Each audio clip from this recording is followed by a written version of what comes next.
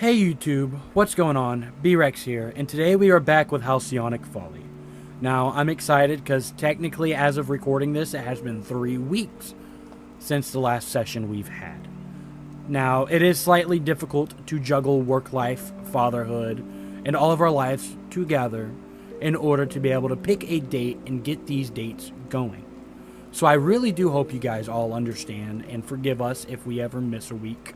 We are trying our best. We have lives and whatnot. But with that all being said, I do want to reiterate, most of us are still new to D&D. I make a lot of mistakes due to this fact. This is my third real hardcore campaign I've ever played.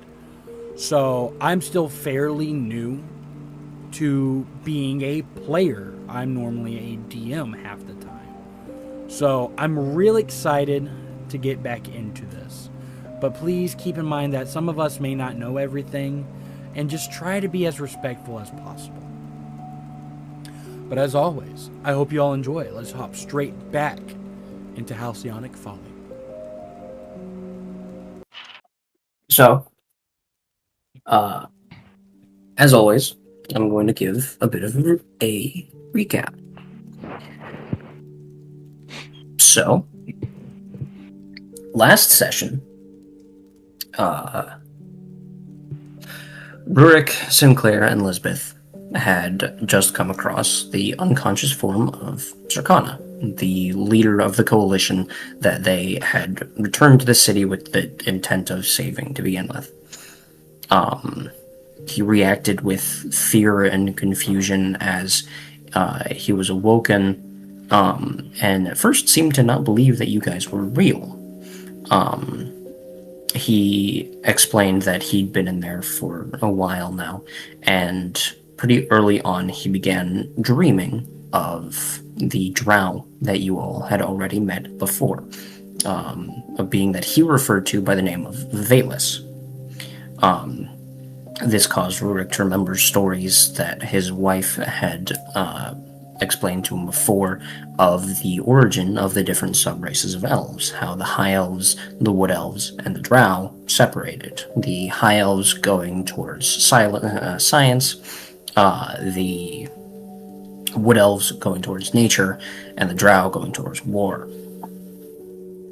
And how Valus was supposedly one of the first, the one who led the rest of what would become the drow in their, effectively, war against the other elves before she was exiled and wasn't seen for hundreds of years, even thousands, longer than even an elf should live.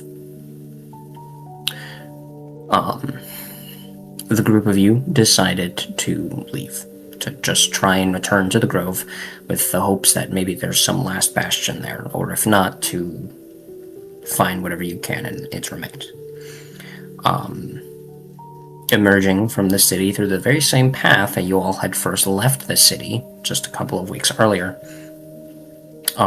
you found the world changed, the landscape distorted, and the grass odd, with the trees in the distance curving in unnatural angles. But despite this, you all pressed forward, delving into the trees and into the changed world before you. However, at one point you got lost and came across a small clearing in which was a goblin who seemed a little crazed, having explained that he had lived somewhere nearby and had to kill pretty much everybody else in his clan because they were being twisted by the smoke. Introduced himself as Quip, and seeing no better option, decided to stick along with the group. Continuing forward, you only seemed to get more lost. Instead of finding the grove, you found the cave that you had all found Valus in from the very beginning. However, it was changed. Quip claimed that this had been his home for at least a couple of months, which was strange to the rest of you, as you had only been gone for a couple of days at most. However, you didn't have time to register this fact, as above, birds were forming into a massive sigil. And as the sigil was completed, the sound of bells rang out as the corpses around the cave entrance Quip's former family and friends and clansmen began to move, shifting closer and closer. You all prepared to fight some flesh golem or something like that, but instead they seemed to connect to the flail of some massive bird-like beast. It was a hard fight, and Rurik went down dying for several moments before you finally killed it, and that is where we will begin our session.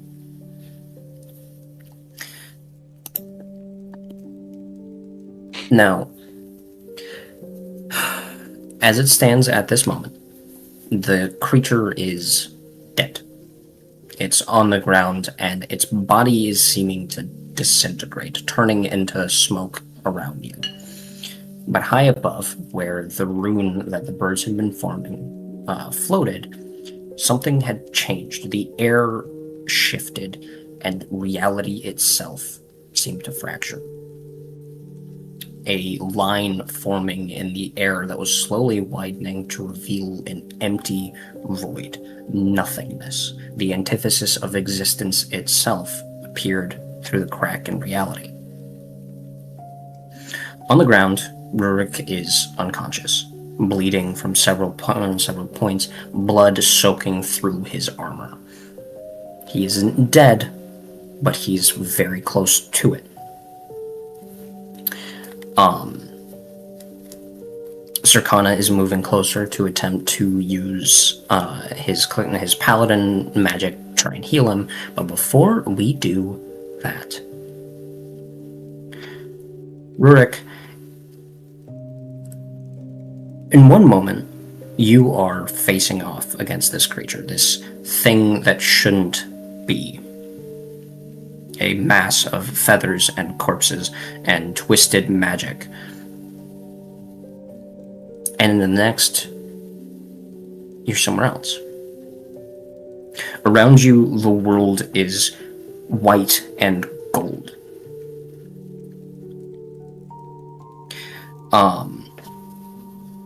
And everything feels light. You look down and you're no longer wearing your armor. You're wearing plain clothes. Your warhammer is nowhere to be seen, and its weight, while normally, if it weren't there, would feel wrong, bad. Now its absence feels freeing. Like a weight lifted from your shoulders, a burden removed from your soul. For a moment, nothing is making sense. Against your own will, though you don't really seem to mind much for some reason, your feet begin moving, taking you in a direction through this white void of nothingness. And you walk for what feels like hours, but your feet don't hurt.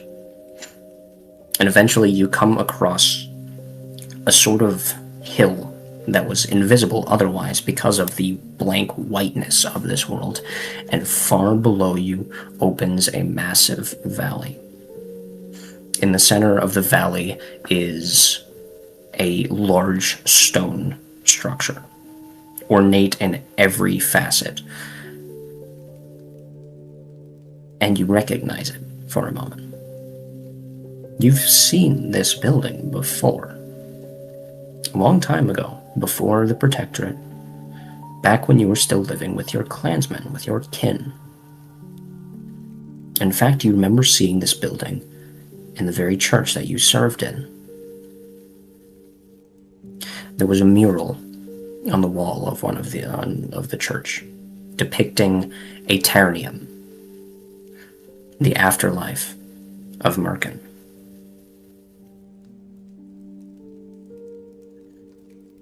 Far below you is this palace, this home of your god.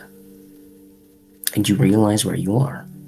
You're dead, and you've risen to the final resting place of Merkin's devoted. But before you can begin moving, you feel something, both within but also without your body. And something coursing through you, From the outside, the group of you can see Circana finally laying his hands upon Rurik's body as strange light begins to fill his hands. Weird mixtures of black and gold and white and blue. As the light begins suffusing Rurik's body. Within, Rurik, you look out, trying to figure out where this energy around you is coming from. And in the distance, walking towards Aeternium is a child. They're at least 10 miles away, but even from that distance, as your eyes fall upon them, you see them in perfect clarity. It's a child you recognize, older than you remember, but it's obvious who it is. Rhea is approaching Aeternium. I feel like Rurik would try his best to just go ahead and start running towards her. As you try to move, you feel your body won't let you. But at the same time, as you focus on Rhea, her head turns, almost as though she can feel your eyes upon her, and her head turns up to the very ridge upon which you stand, and it's almost like she's making eye contact with you. You see her mouth move, and you hear her voice as though it's right next to you. It's older than when you remembered it. She is older than how you remember her, but it is your daughter. And she goes, "This place isn't your last. There is more to be done. More that needs to be saved. More than me. More than Mother.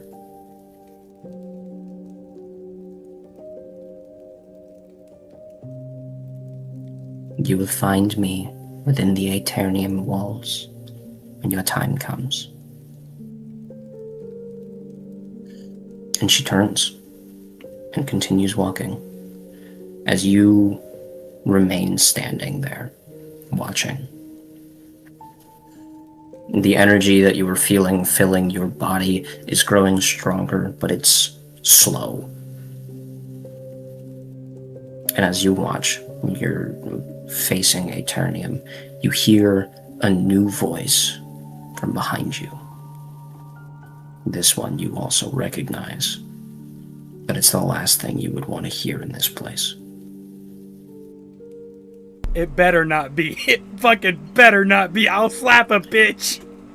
I'll slap a bitch right now. You stay away from this place. You stay away from this place, bitch.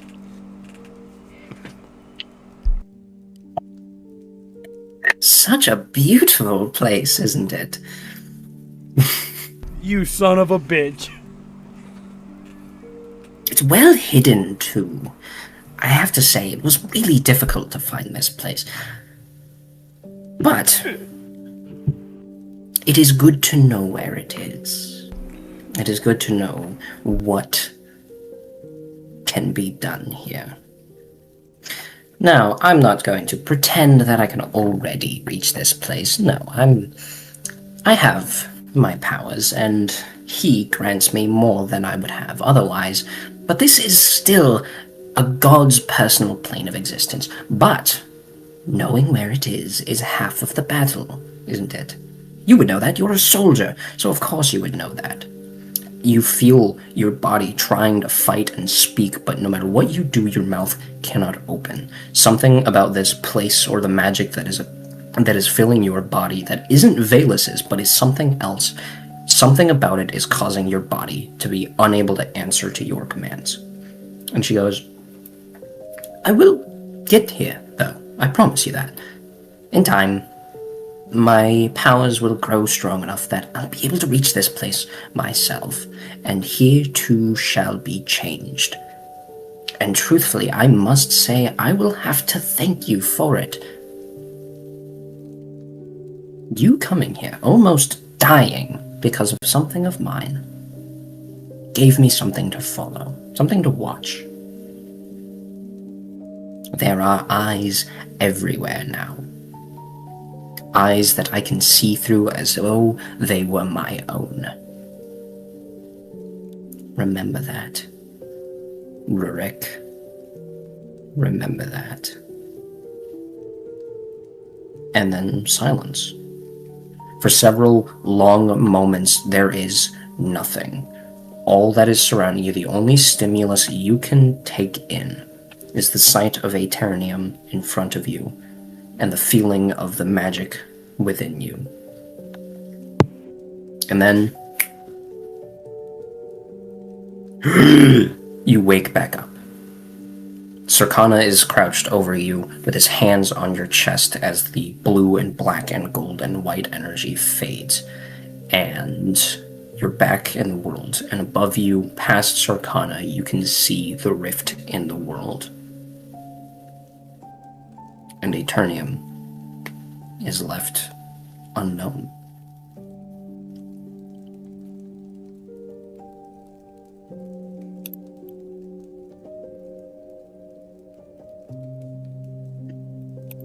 You know it's bad when I want to say something. I reach for the mic and I'm like, I don't know what to say. I keep hesitating to unmute because I'm like, I want to say something so bad.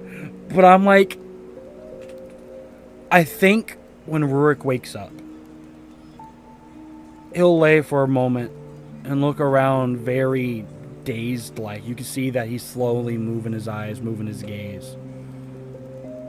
And no matter what type of shape he's in, no matter what how painful it feels, I feel like he would begin to stand up.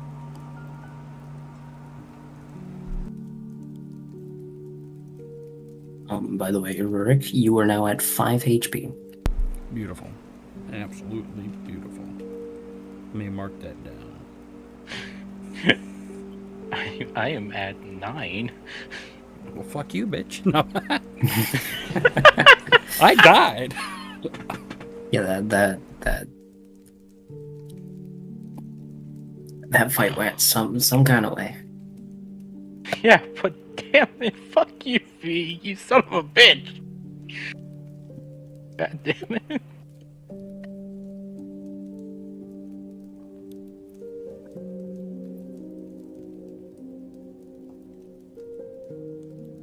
So,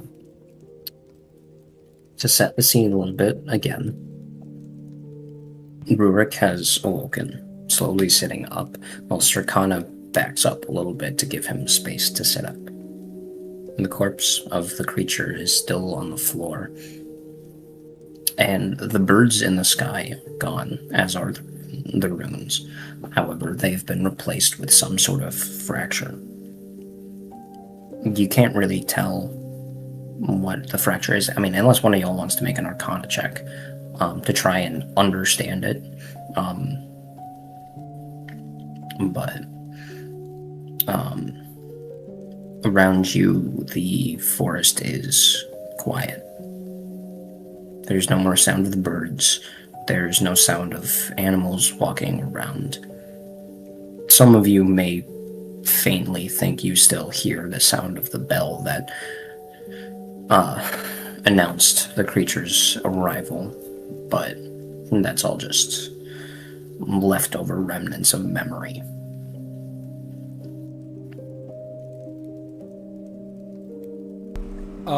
Can we do our RP initiative rolls real quick? Yes, let's do that. Nat 20. Fuck me! Why? I got a 7. Why is it always the useless shit I get the nat 20s on? I got a 16. Damn. Yeah. And again, folks, it is Chris that's going first again. Last you, four, maybe. What did you hear again? Sorry about that. I got distracted by something. I am back though. RP initiative, yes. Yeah. Yes. Right. Screw it. I have the bold dice right here. I'll worry about the rest later. Okay, RP initiative. E20. That is Is that a 10? That is 10. What did Elizabeth get again? 7. All right, so it's me, Leon, Yuri, Nova. I'm going Well, last for once. I suppose Rurik going first makes sense. I think Rourke would get up. He would be dazed. He'd be looking around. You can see that he's looking past everybody. And then you notice as his head stops looking around and he zeroes in on something. He zeroes in on the creature. He'd like to walk over and examine the creature and see if he can figure out what it is. It may help him. He hasn't said anything to the group. He just wants to know. This may help him in the long run of figuring out what has been told to him. Give me either an Arcana or a History check. My history is probably so much better than Arcana. Yeah, so much better than Arcana. That is a 16. This creature, it reminds you of something that you have read about in the past in regarding to one of the religions of orcs. This creature, just from the way it looks and the way it acted in combat, reminds you of a creature that the orcs believed was made to sort of guard the outskirts of the afterlife, to keep those who were living from entering before their time, and to keep the dead from returning. It was described to use a flail of the corpses of those that they had killed from when preventing entry or exit. However, this one is different. In the stories from the orcs, they weren't bird-like. Effectively, they looked like larger, more gnarly orcs. But this one has feathers covering a large portion of its body, and it has that scale-like skin of like bird legs and things like that on its hands and feet. Its face bears both a normal mouth and some sort of proto-beak that sort of forms over its upper lip and around its lower jaw, not reaching far enough to connect, but there enough to be seen. Would Rurik infer from all of this that this is something part of the orcish religion? This is that creature, but V has twisted it. V has already conquered this plane. You get the impression that it's either a being created based off of it, or yes, it was something twisted from that creature. But you can't tell for sure. Rurik stares at it and lets out a long sigh.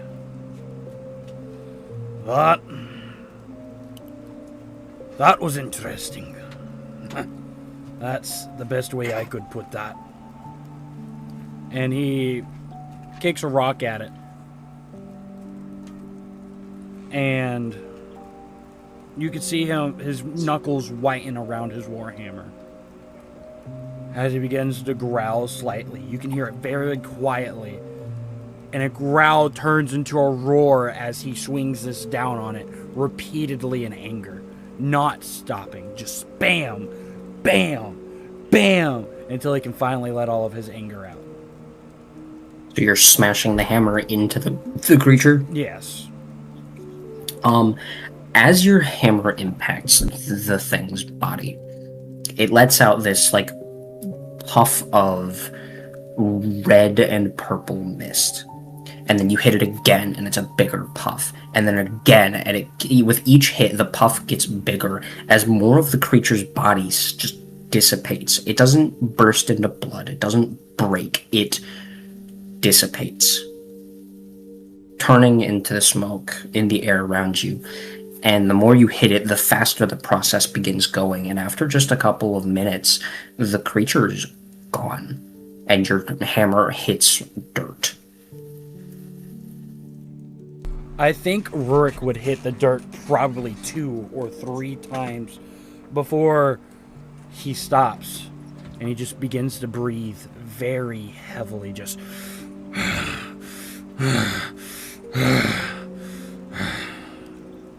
Fuck! Everything! And he turns and looks at the group. And he scratches his nose, kind of like this. Just, his nostril was his thumb. I saw it. I saw what should have made me happy. I saw something that could have brought me great joy. My afterlife. My forever after I perish. And I saw Rhea. But I couldn't do anything. I was frozen. And when I saw her, she saw me. She told me the truth. And it's the truth that I have to listen to. I have so much more work to do alive than I do dead. Valus was there. She taunted me. She's after my eternal. She wants to change my ever after. And more than likely everybody else's. It's not just the world. It's our religions. It's our history. It's like the fucking protectorate all over again. But by gods, far worse. I'm not done. And I will not be done. And he stops yelling. And he just waits. And that's how I'm going to end my RP initiative. Then that would bring it to Sinclair.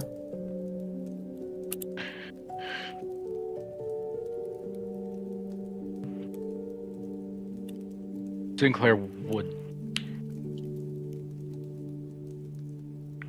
just hold a hand over like left side of his chest, since he took a few hits from the bird himself, and he would say,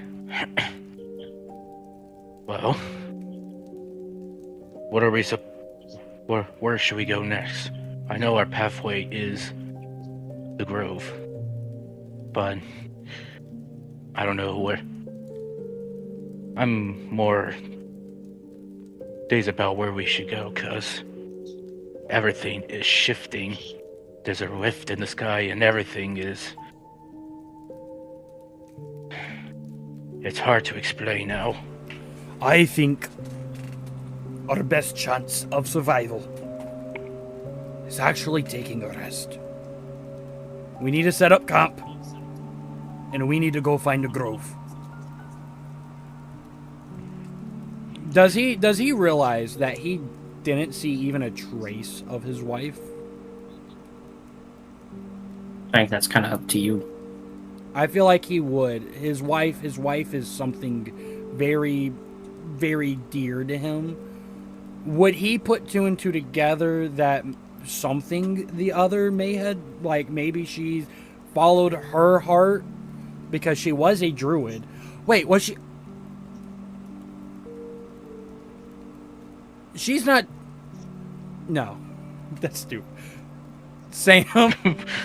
Is the reason why the flower bloomed in like episode 2 because she was the tree? is her soul inside? Would Rurik be able to infer anything? Because I don't want to fuck a tree. I would. You stay away from my wife! Oh god, can you imagine that conversation? Everyone get out of my wife!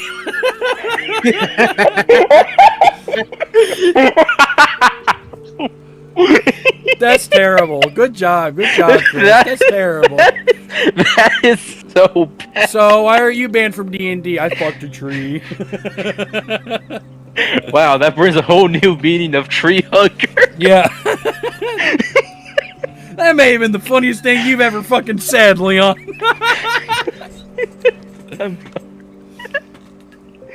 I'm just going to, in character, assume that, because Rurik will probably put the two together. Even if that's not true, I feel like that's something Rurik would believe in to make himself feel better.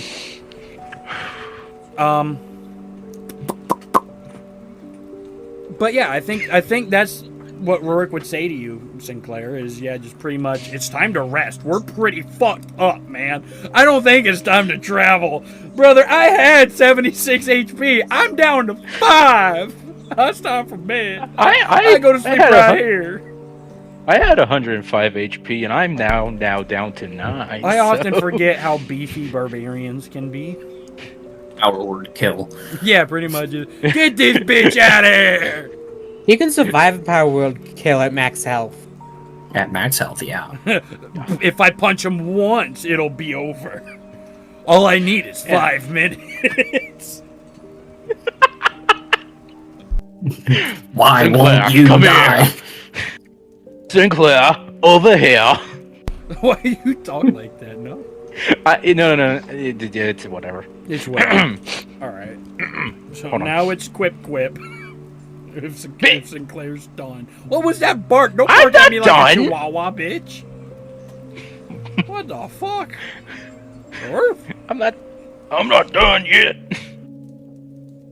That's Sinclair's new voice. If you don't talk like that for the rest of this campaign, I'm suing. I'm not done yet.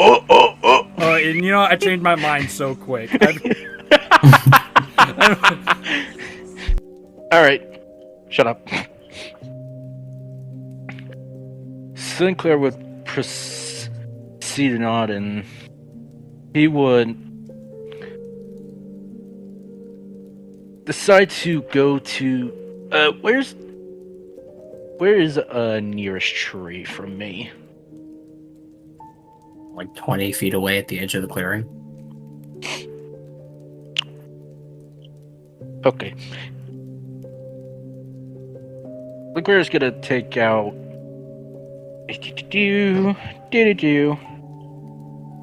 his hand axe, and it's gonna go to the tree that's in 20 feet in front of him and start collecting wood for the foyer for the camp.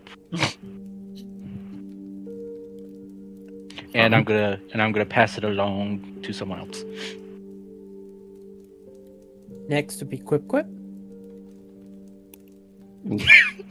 Alright. So, guess I should ask, was Chris just suggesting a long rest, or are we actually doing that?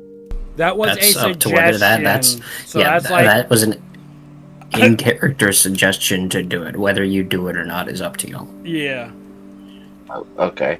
Well, first off, Quip is going to start off by agreeing with Rurik, saying, yeah, I don't feel so well myself. I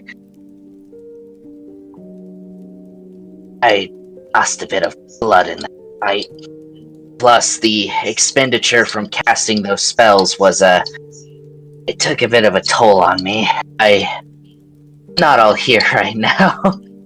I'm seeing things that no mortal being should be seeing right now. I just had a fucking mental thought of Quip going, yeah, I lost 16 hit points. With the voice change too. Yeah, I lost 16 HP points. It's like the I've gained That's a not threat Quick against Quiz's the real DM. voice. That's not Quick Quiz's real voice. It is like this. You know, my voice is just a little scratchy. I just need a little bit of honey sap, and I'll be a lot better.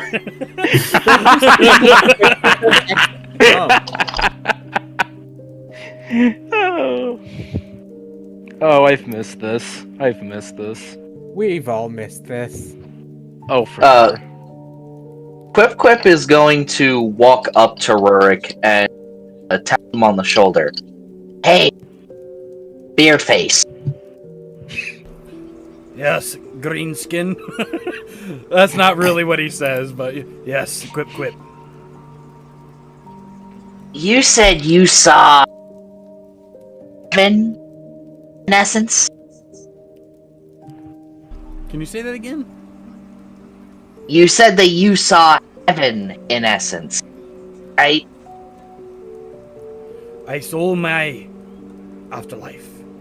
What would have been my heaven? Something that might be taken from me if we don't stop Valus. Huh. Good. Good to know that those do exist.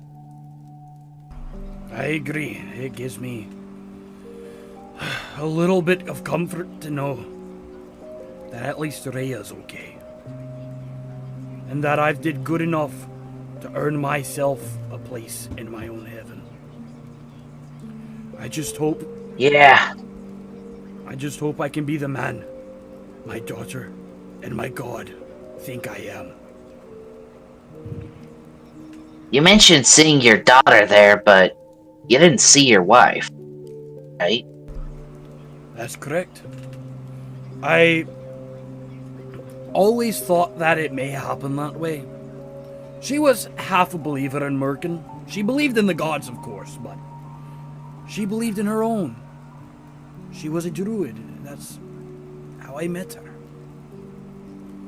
I only assumed that one day Rhea would take in one of our footsteps and end up with the other. I kind of always hoped it would be her. She knew how to take better care of her. But it does give me comfort to know that even if she's not with me, that she is in a afterlife being taken care of. At least I hope. With Valus invading mine, even if it was just a thought, makes you wonder, what other realms is she conquering? You know, this does prompt a certain train of thought, and not one that I would take too lightly in your position. He kind of leans in a bit closer to you.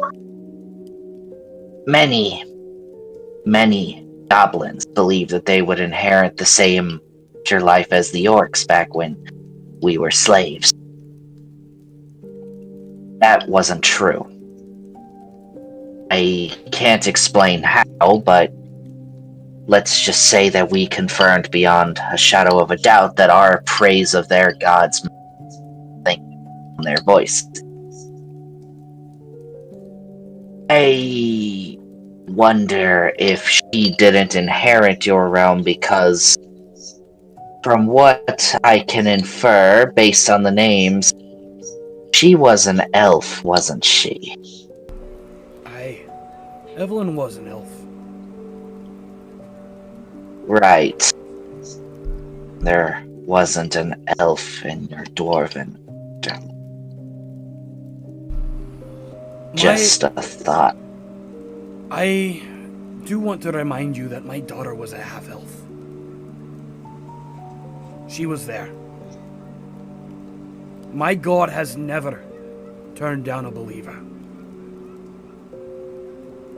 Anyone that had courage enough to stand up for what was right will always be welcomed into the kingdom of Merkin. I hope you're right. As of today, I know I'm right.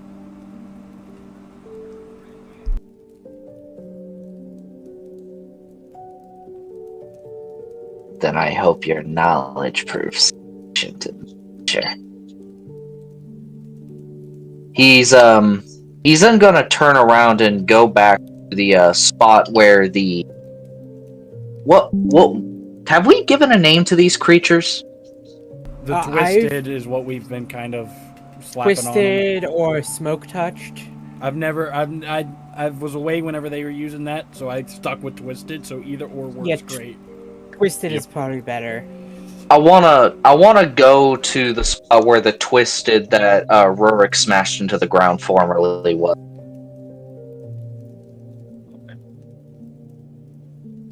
Hey, I want you to. do that? What was that? You finished, because I'm pretty sure what I asked you were about to answer.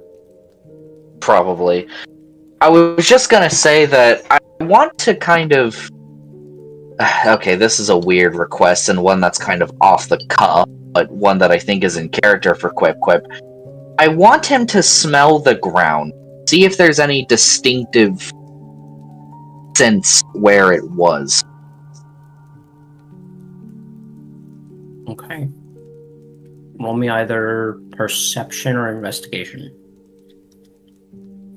I think investigation is in this. No, investigate. Can I do perception? That has the higher number. Sure.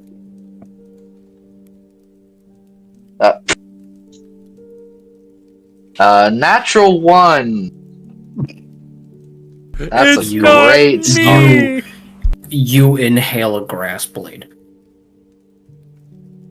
Okay, now I'm choking on a grass blade. A great You start. snort it, so it's like stuck in your nasal cavity. Rurik will help him pick it out, I guess. Just finger in the nose. Oh God, you're getting this nasty dwarf and this like sausage finger shoved up your nose trying to help you. Yep. This is of course a joke. I hope you know you're. Rurik, I don't think would have noticed. I'm gonna just hope he sneezes it out soon. Yeah, right. Just for the next 3 sessions, every now and then, Quip's just gonna go. You have to talk with like your nostrils like this too. Sweet. Well, actually, But that'll bring it around to Lisbeth. One sec. Oh, that was a good And then stretch. after the battle, all you see, you turn to Elizabeth is just, "Yeah, yeah, I'm stretching, I'm stretching. Yeah. Oh, I pulled a Just calf flexing. muscle." Yeah, just yeah, Arnold Schwarzenegger style. Yeah. She's doing the one where he grabs the arm and holds it like sideways.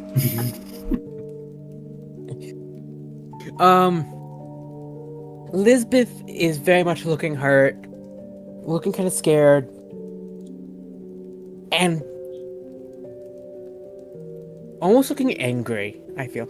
But largely she is silent, has just been nodding along to everything. I'm sorry. I know it's not my turn, but I feel like Rurik would be like staring at her like, "Come over here. Come here. Which then she's gonna go over. Get over Pakistan." no, Zimbabwe. Zimbabwe. Oh yeah, she's gonna go to work then. All right, well, Like- I'm gonna let you start it off. Having very clearly been, I think. Let me flip a mental coin. She's gonna hug him. Just silent, no, just hug him. And Rurik is gonna hug back. I mean, he's at this point, you are a daughter to him. He's gonna comfort you. her arms are kind of trembling. Just. But clearly holding it in a way that she's not ready to process any of this, so she's just trying to compartmentalize it. And it's not safe enough to be vulnerable, she feels. Like, not in the, oh, these people, but in like the, it is literally not safe enough right now. Elizabeth, I want to tell you something. I have fallen very easily. Every time. Because my mind was on the people I've lost. And of the failures that I have caused. But the longer I realize that I sit in my own self-pity, I realize how I was causing a struggle on all of you. I need you to promise me something. Only because as of today I know it's possible. And I'll make the same promise to you. Promise me you won't get yourself killed, even if something happens to me. And I will make the same pledge to you. If I die by any means, you must help these people too. They also need you the way you all need me. Do we have a promise? She's gonna swallow, like definitely her mouth is dry, and nod. I promise. And then, you said you saw your daughter? I did. She grew. Did she look like me then? Oh shit. Clearly trying to lighten the mood, because I think at this point she's kind of been able to tell, and I think you've actually told her that like it's because she looked like your daughter. Actually, I will say, from what you remember of what you saw, right, of Rhea and Aeternium, she both does and doesn't look a lot like Lisbeth. She's a little bit shorter, at least from what you could tell. Where Lisbeth has like longer hair, Rhea has her shorter, like to about her chin.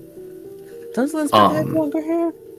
Yeah, Lisbeth has hair down to like mid-shoulder. Yeah, yeah. I was gonna say that she looked more like her mother than what she did Lisbeth. Yeah. But like the facial structure is similar, the hair color is the same. But it is evident that they are two different people. And I do think that does give Rurik a little comfort.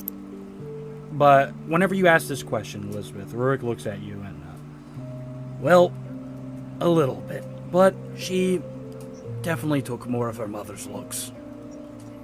It was hard not being able to hold her, but I know that she was in distance. As she said, my fight's not over. And I'm going to take that to heart.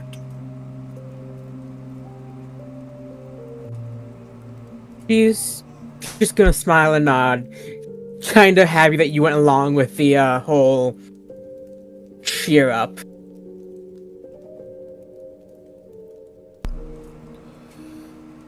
And finally let go of the hug, feeling more confident. I feel like Rurik would begin to help set up camp. And while he's helping set up camp, he's talking aloud to everybody. Circana, Lisbeth, Sinclair, and Quip Quip. And where he was almost completely closed about his life because talking about it brought him so much pain, he begins to joke about the things that he did when he was younger. The pranks he played on his daughter. The way he met his wife. He talks about his life. And as he does it, you don't see pain in his face. You do see tears. But he smiles through it all. You can tell that he feels some relief. Even though things are not as they should be.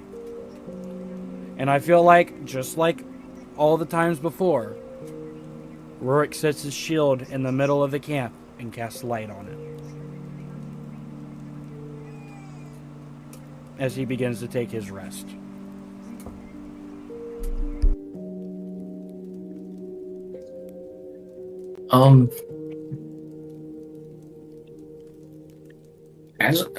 as the I'm assuming all of you are gonna get ready for Yeah. rest. All right. Here's what I'm gonna say. You all already know that this place is dangerous. And Circana is gonna be like, are y'all gonna be setting up camp like within the cave mouth or something like that? Yeah, that way it's obvious, even though it's a death trap. Because if a swarm comes in and swarms us, we're trapped in. Yeah, you have one direction to go. But also, there's only one direction they can come from. Or, sorry, two directions. They can come from either behind or in front. I feel like Rurik would normally take, like, first watch, but with everything that happened, I don't think he's capable to do so. Oh yeah, no. Quip would insist on being watched. He wants to be in the cave sometime. But Circana specifically is gonna try and go for first watch. And he's actually gonna try and suggest that it be him and then Lisbeth, and then like the other three of you can figure it out, because Circana wants to try and figure out more about this rift in the sky, and he thinks that Lisbeth could do well to figure that out herself as well. I think that's a good call. I don't have any. I think Rurik would probably go dead last. He was the only one that almost died 2 sessions in a row. Well, technically he did die, but you know what I'm saying. Quip would probably go before Sinclair, because as he said, he's eager to keep watch, and Sinclair also is. Well, hold on. Quip has a suggestion here. If there are, technically speaking, 2 possible directions that they can come from, shouldn't there be 2 watchmen at any given interval? So shouldn't someone be watching the backside of the cave just to make sure nothing comes from around? That is a fair point, but there's 5 of us. Mm-hmm. Okay. So we would also have to figure out how we would want to approach that. Someone's going to have to take a double shift. I mean, aren't elf long rests shorter? Yes, that is elves true. have a 4-hour trance rather than a 8-hour nap. So maybe the way it happens is Elizabeth and Circana. Circana's a elf, right? Circana is a high elf, yes. All right, so they take first watch. Then Sinclair and Quip, sorry, would take second watch. Quip-quap. Quip-quap. Quip-quap. And then Quip-quo-quo. either Circana and Rurik or Elizabeth and Rurik could take third watch. I'll leave that up to DM. Does that sound good? I think 3 watches will get us through the night. Yeah, I think so.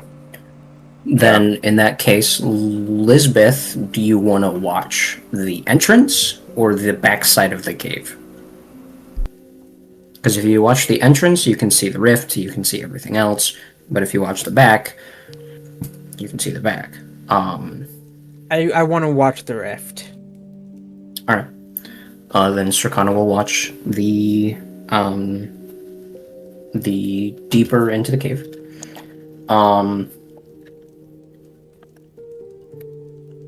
Before anything else, is there anything that you would like to do while on watch? Definitely study the rift, I'd say. Roll me an Arcana check.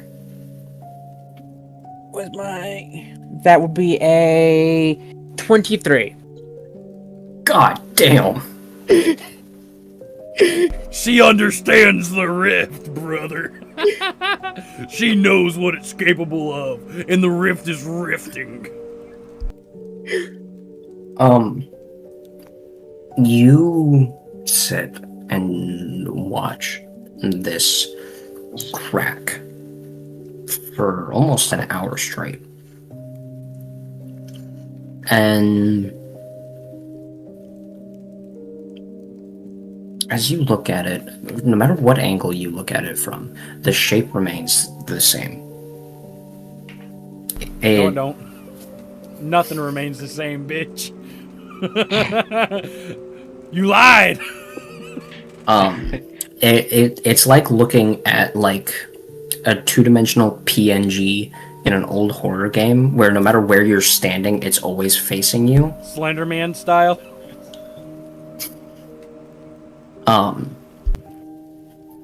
And everything within it is just pure blackness. You see the spider web cracks like glass spreading out from it.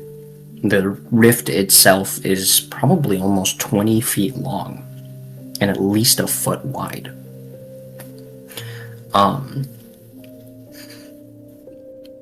you spend a while, and as you look at it, you realize something.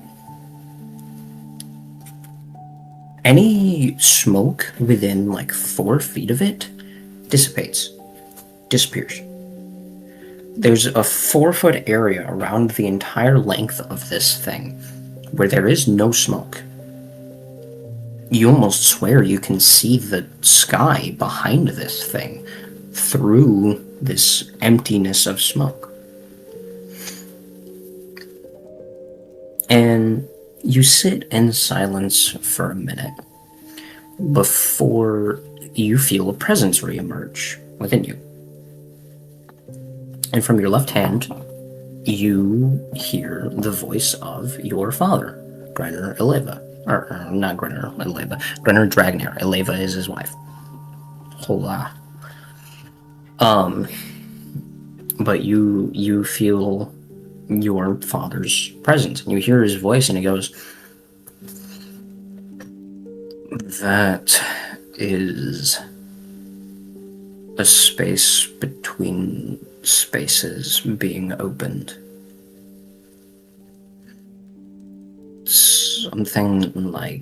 Something very similar to what myself and your mother reside in, but uncontrolled, not contained, not structured in a way that would make sense. And something like that shouldn't be so easily accessible. The only thing that I can think of that is like this is the space between planes. The open void between the material plane and the godly planes and the hellish planes and so on and so forth.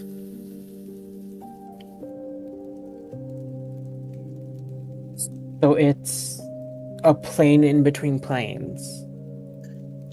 It seems more like a crack between ours and that one.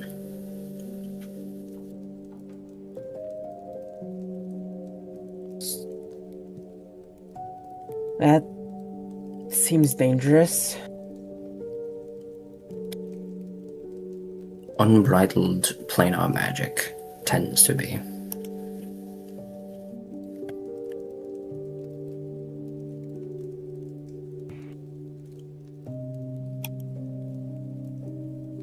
So it is a crack between this plane and... Did he say which other plane it could be?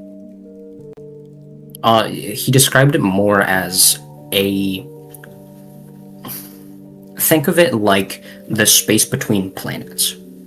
Yeah. The empty vacuum between them.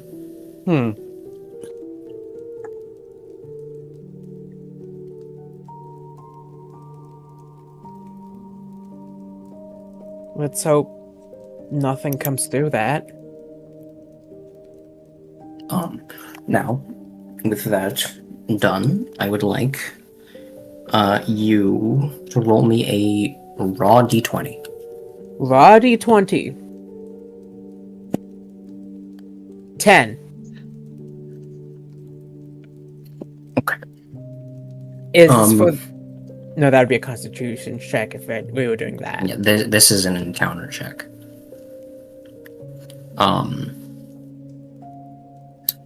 Nothing seems to happen.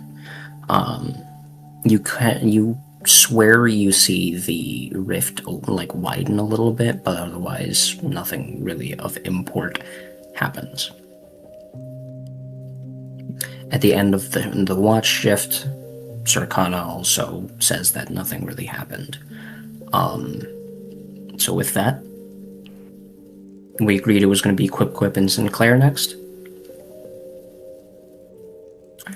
Shoot. Yeah. Yeah.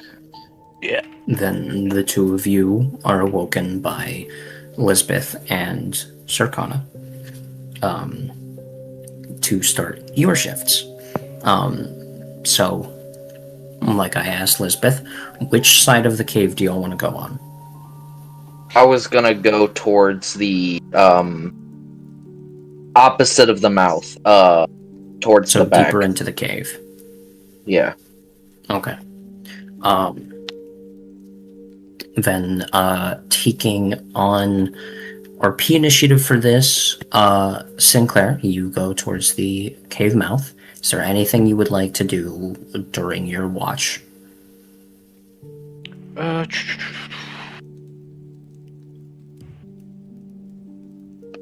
Do I...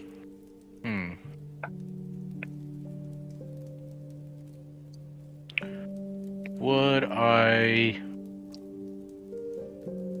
notice anything in, like, the area besides the rift, perchance? Most of this place is barren. The trees are leafless and twisted in weird shapes. The grass is patchy and discolored where it is there. But otherwise, there's really nothing of major import out here, aside from, the corpses of the goblins that had lived there between y'all killing the cultists and, dealing with V way back when. Okay.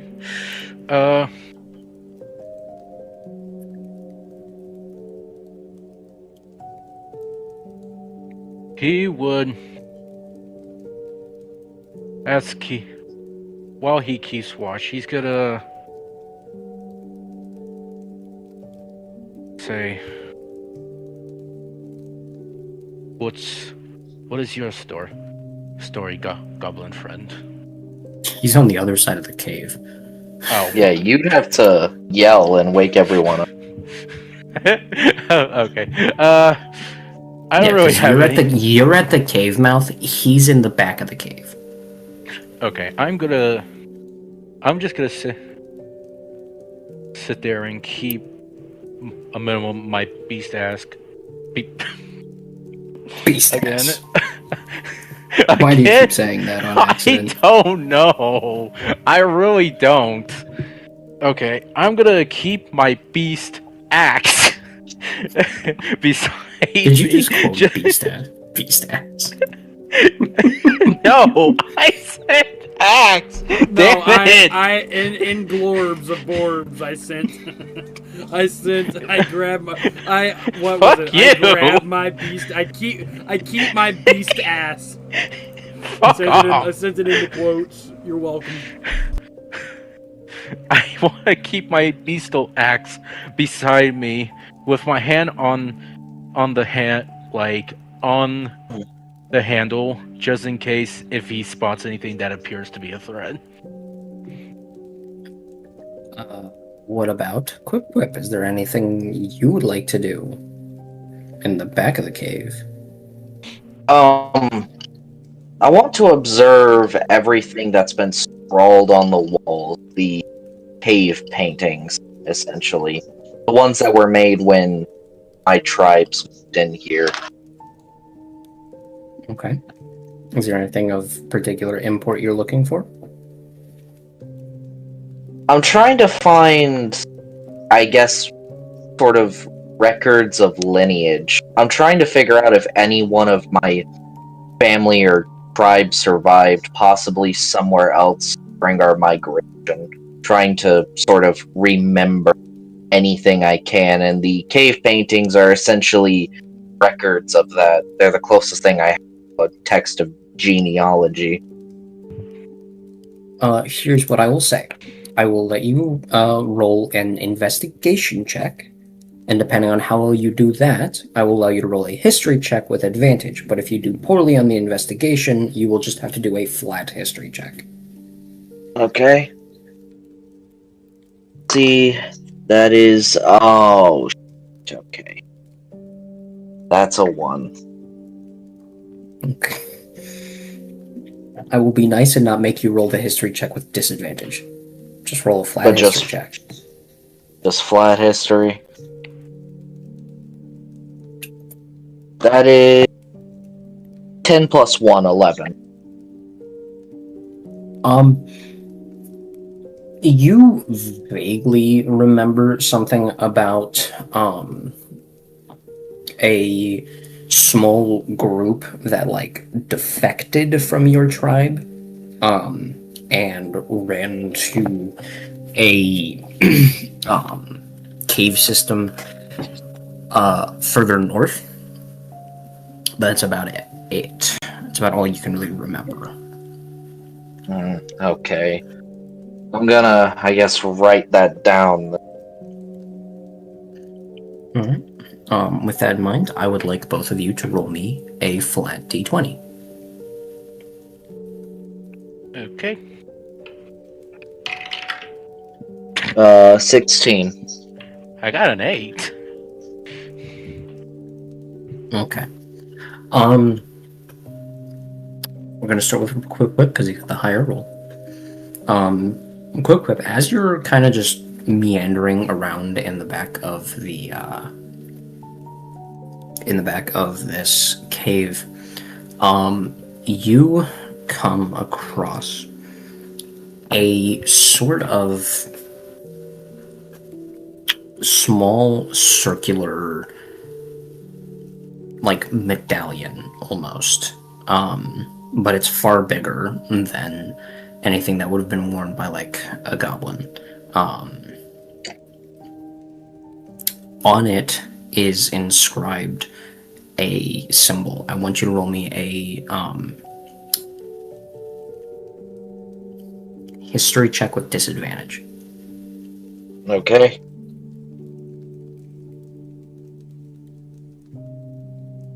The lowest of the two, you said history? Yes. Lowest of the two is 9. Okay. You don't really recognize what this symbol is. It doesn't look like the one that was created by the birds, but it's not something you've ever seen before by like goblin hands or something like that. Then we are going to move to Sinclair. As you sit at this cave mouth, just kind of watching out, in the trees you hear movement. The sound of several pairs of legs moving almost simultaneously. It doesn't necessarily sound like it's rushing towards the cave mouth, but it sounds a little too close for comfort. You can either try and hide and hope it passes, go out and try and see what it is, or wake up the others to try and fight it. Oh, I'm gonna... Due to the fact that the others need rest, and I am low health, I am going to hide. Alright, roll me a stealth check. I'm not taking any chances here. Oh, I'm fucked. What did you...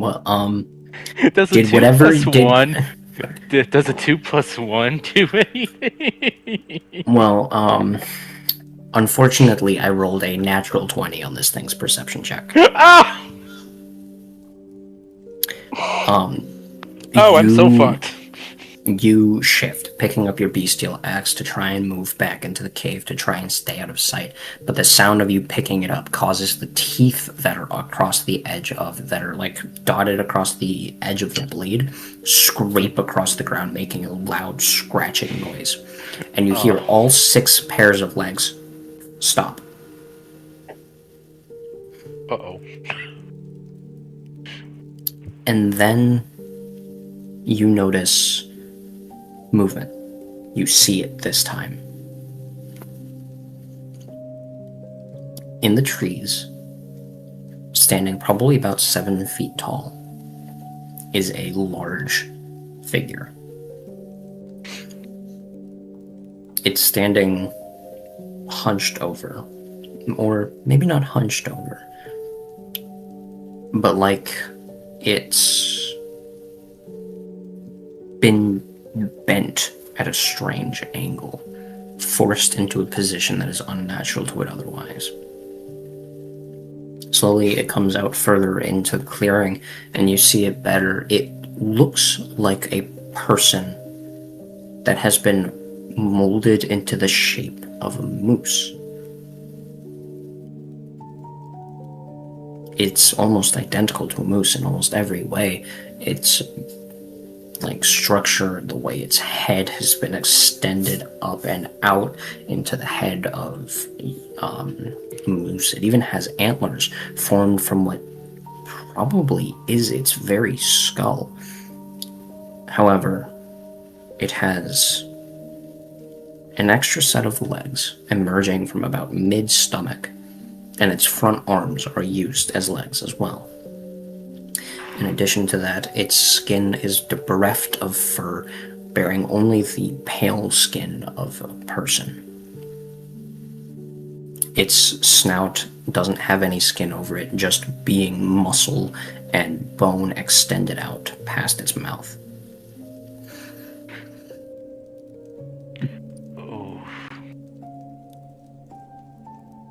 Normally, deer, moose, things like that, its eyes are on the side of its head. You've seen plenty of things like this. You are a beast in and of yourself. You've likely killed plenty of animals in your time to scavenge pelts, things like that. You never realized just how unnerving it is when a moose looks at you directly in the eyes. Oh. Only its head emerges from the clearing.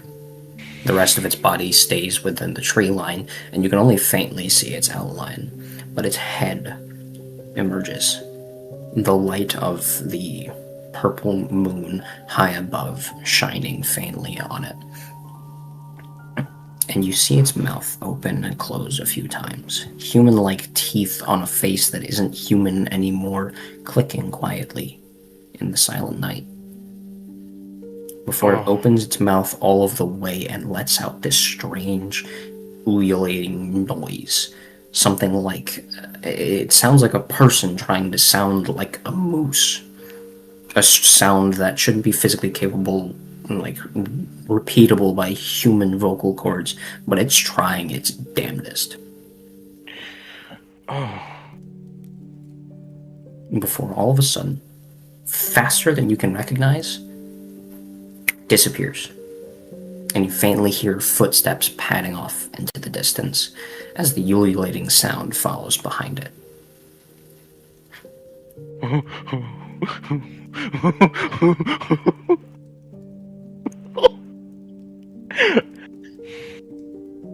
Sinclair is going to Shit himself. I'm at a loss for words because Jesus, I'm like, huh?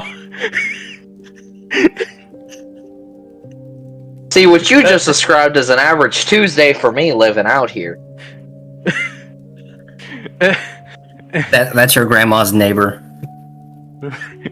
That's your grandma's neighbor's husband. Grandma's neighbor's husband. It's Miss Husseltoff. You know, occasionally some of the coons go missing around here, and you learn not too many. So, Yeah, so this game was actually just me wanting to do an Appalachia campaign.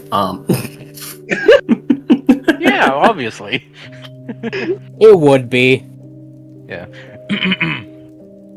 Sinclair will... Is he cleaning the still... shit from his pants. No. Is where is he currently at? Does he try to hide inside of the cave? Is he still near the mouth? Yeah, where he you're can like see? you're like 2 feet into the cave mouth.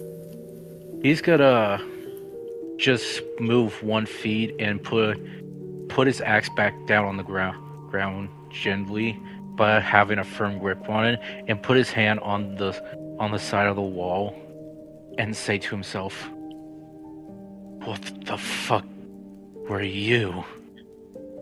You are not recognizable. Could it be that the mist has gotten to you? Or are you, or are we are not alone out here, and there's more than just the mist creatures here? For you, I cannot tell." And he would just keep staring out there, just waiting to see if it ever comes back. Every so often, you do faintly hear that same strained sound in the distance echoing through the quiet forest, but otherwise, you don't see anything else for the rest of your watch. Could I request that my Sinclair just like hazard roughly, because he kind of I have a feeling he would somewhat be a little bit terrified of just what he just saw. Something that was just like Just a little bit.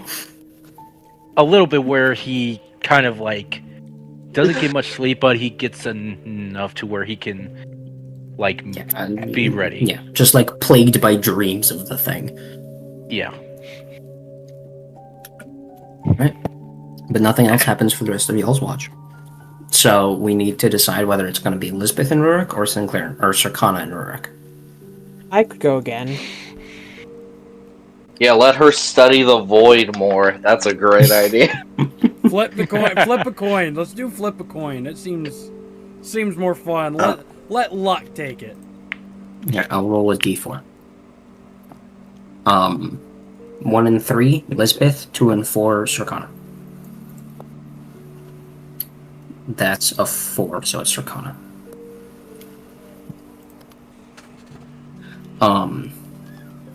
Alright, does Rurik want the cave mouth or deeper into it? You see, and that's the issue I've been trying to figure out this whole time. Logically, Rurik would want to watch the outside world. But Rurik has been on the inside of this cave before, and he may remember the statue.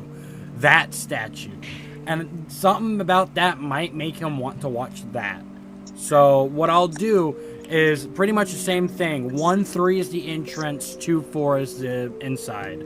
I rolled a 4, so I guess the inside.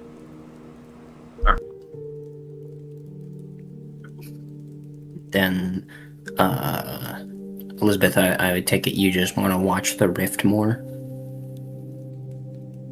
No, it's Circana. Wait, I not thought Elizabeth. Circana. Yeah. Sorry, that was my own fumbling. Alright, then, Rurik, what would you like to do inside of the cave? I feel like Rurik would be muttering a prayer over and over again until finally he feels confident enough. Finally feeling calm enough. And I feel like he wouldn't just be sitting down, he'd be standing in the back of this cave, watching as close as he can to see if he sees anything. But he feels himself slowly drawn to keep going forward. Not so far away from the group, but forward enough to be just in view of the light. Which is, you know, a 20-foot radius and then a 40-foot dim radius. So a 20-foot radius as far back as he can to be in the light. But be able to watch down the mouth of the cave. So you're still staying close to the camp, but okay. Yeah. Then you and Circana both roll flat d20. Listen to the roll. And a 9. Ooh, I just whacked my microphone. Fuck! I'm sorry. Rurik, as you stand in the back of the cave, you don't really see anything particularly. You feel a draw to go into the, like, the cavern that, you first met Valus and whatnot. But nothing of any real particular import happens. The same goes for Circana, because Circana rolled a 10. And the night goes by mostly uneventfully.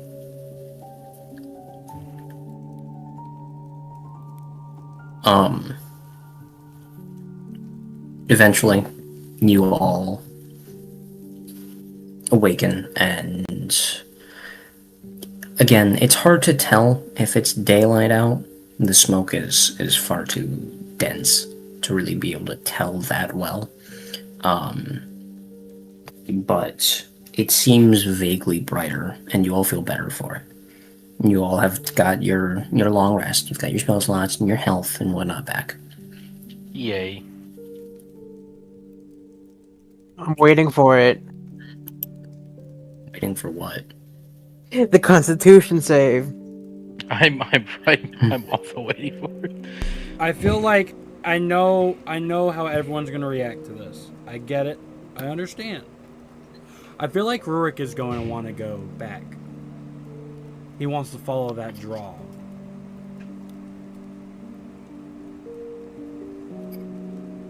What draw in particular? The one that says, come back to where you first met Valus. Come back to this location.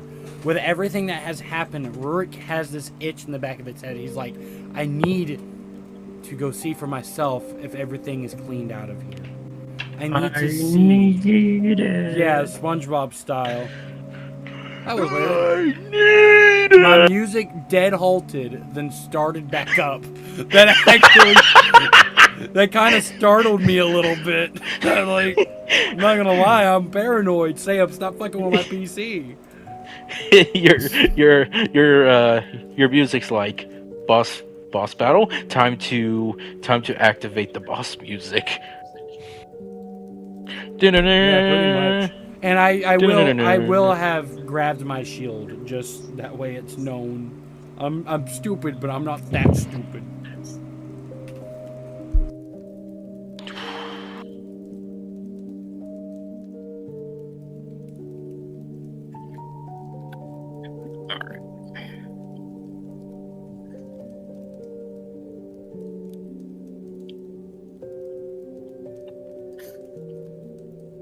So, what are we all going to do?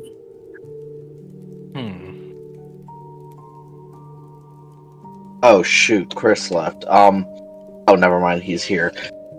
So, is Rurik going into the cave, or was just thinking about it? That's Rurik would want to go down deep into the cave, and I feel like he would follow that want. Well, I feel like Quip is gonna follow him mostly to check on,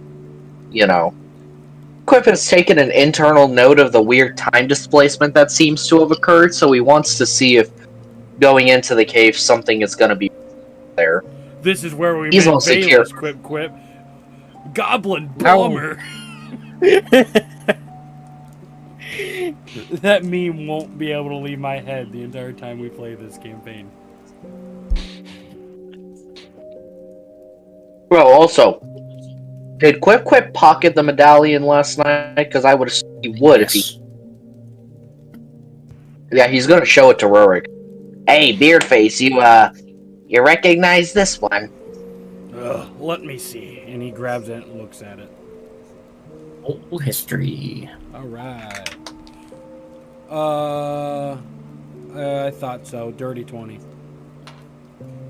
I got a +4 to history, brother. I can't keep my shit mysterious, can I? No, apparently not.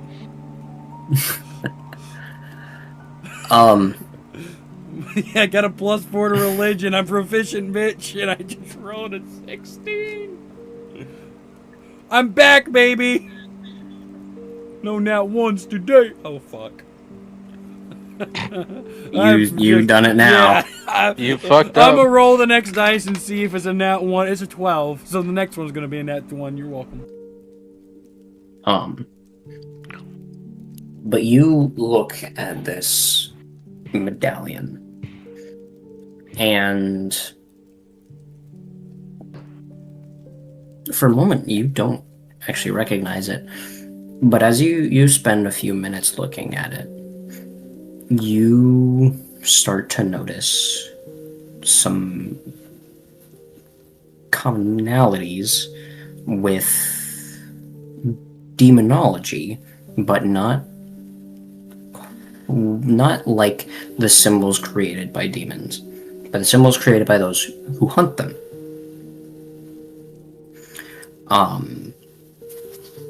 You notice like symbols used to represent banishment and containment.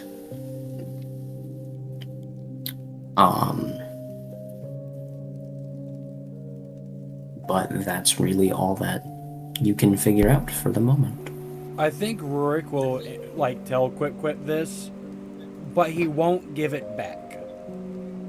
He will keep it for himself because Rurik has been collecting these because even though he worships Merkin, he knows that he needs to honor the people who lost these, as it's something that he feels is right, you know, as a cleric. And he'll explain all this to Quip like, I already have these two, and I, you know, if this is another fallen believer of anything, it is my duty to carry out their beliefs in some way. This isn't like the circlets. It's not the circlets. The circlets were just effectively they were just jewelry used to like demarcate who worships what gods. Think of those in a similar way to like how some Christians will wear crucifixes, or like Norse pagans wear a Mjolnir, something like that. This seems more like a relic? Tool isn't like Like a badge? It's kind of. It's like a tool badge of banishment. Was. So let me ask. It was. Insight. Is it good to keep? Is it good to get rid of? Okay. Go ahead. All right. 23. 23. I rolled a 19 and I got a +4 to insight. You get the feeling that with something like this, it can... Here's what I'm going to tell you. You can use this as an alternative holy symbol. Okay. And what I will say is if you use this holy symbol to cast a spell or use a channel divinity against something specifically demonic or devilish in origin, I will give you a bonus to whatever you do. Okay. This was specifically this was specifically something used by, like I said, demon hunters. This was used both to mark who they were, what they did, but it also served a practical purpose in the form of the sigils carved on its surface. I still feel like either way, what you just explained to me, Rourke would still try to keep this. Again, with how he is with demons and everything like that, it feels like something that Rourke would just casually be like, "Hey, let me hold on to this," you know. So he'll tell Quip like, "Hey, you know, I do believe it's best if I hold on to this," and he'll explain to Quip everything that he feels about this. Quip punches him in the nose and steals the amulet back. Plus the 2 circlets and this idol of Merkin. He just robs my ass. Fuck you, holy man. No. Fuck you, holy Yeah. man. You know, I've heard that when short individuals start getting attracted to magical pieces of jewelry, it doesn't end well for everyone. Was that a fucking... You fucking nerd! You nerd! But if you do want to hold on to it, Rurik, I won't take it from you, just I gotta keep an eye on you. No, my one Won't treasure you- that is now being hoarded by a dragon. Oh no!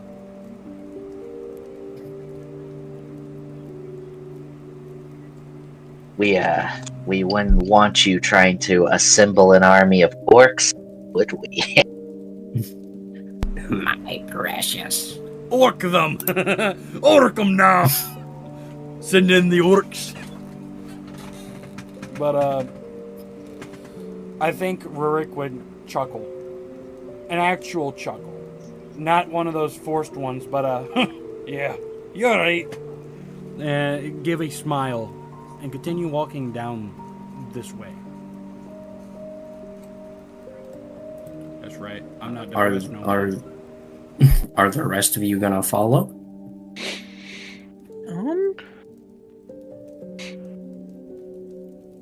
Sure. Okay. What about Sinclair? Sinclair. Whoever did that, are you okay? I'm good. It sounded Sorry, like, I it sounded didn't realize. like you spit out your fucking spine. It sounded like you threw up. I'm making sure you're okay before I continue any further. I heard and it's I'm like the good. clatter of bones. I'm good. Alright, just double checking there. I'm going. Sinclair is gonna want to watch the cave entrance where he was last night because he doesn't want to take any chances of what he saw last night to have a chance to sneak up on the party while they're doing something else. So he's gonna stare intensely into the foliage, just slowly go scanning left and right, holding onto his beastal axe firmly. You ever seen the meme of me whenever I'm trying to show the ghost I'm dominant, but I'm looking in the wrong side of the room? Yeah. The Sinclair right now. No, and it's the Beetlejuice or whatever the fuck his name is. It's him whenever he's like and he's like staring off in the distance. you know which cave entrance I'm talking about. Anyway. So, Lisbeth, Rurik, Quip are going deeper into the cave. And Sinclair is staying by the cave entrance, and I'm going to say Circana stays with him.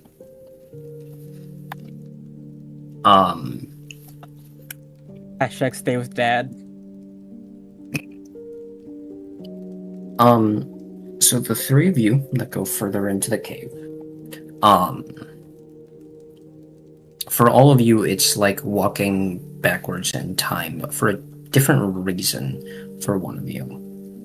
For Quip, this, was your home until the smoke came through and destroyed everything you knew. For Lisbeth and Rurik, you remember this as being sort of the thing that started all of this. Well, aside from, the building in the city.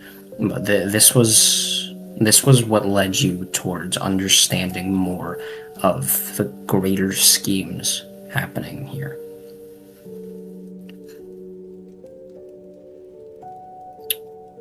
The two of you remember there being that illusory wall in the back, but it's gone now, simply opening into the large cavern, and you all step in and see the familiar cavern, but changed in several ways. For one, now there are more almost proper buildings. Ramshackle things built from scattered pieces of wood and stone, and with, goblin cave art scattered throughout. But also marred with corpses. Both those who were changed by the smoke and those who were simply caught in the crossfire.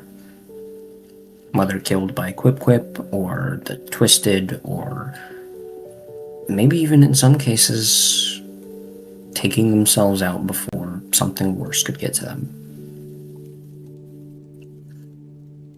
The place is brighter than you remember it.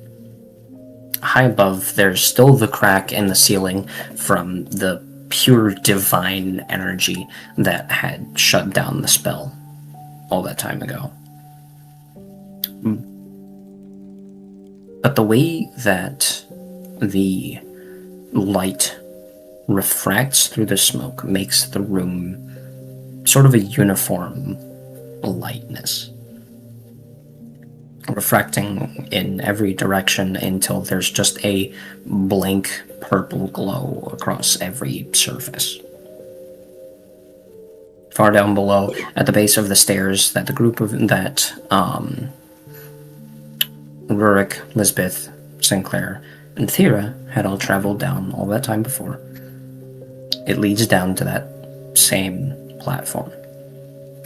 In the center still remains the statue, though now cracked and crumbling after the effects of the divine magic, the same that had caused the crack in the ceiling. All around its base is small tents and huts and buildings, likely homes or some goblin version of maybe a marketplace or something similar. The statue seems to have been ignored for the most part. All of the buildings face away from it, and as I said, it's crumbling. Very obviously not upkept. You all travel further down, getting closer to it. Going off of initiative order, Rurik, what would you like to do? Rurik would look around. Everything coming back to him. And I think he would look at Quip Quip. This is your home, or what's left of it? More or less. We were nomads and we didn't even expect to stay here as long as we did. We never found an opportunity to leave. Plus, it was safe. We got placed here. That statue back there, I always thought we should have destroyed it, but they insisted on keeping it. Never understood why. That statue is better off destroyed anyways.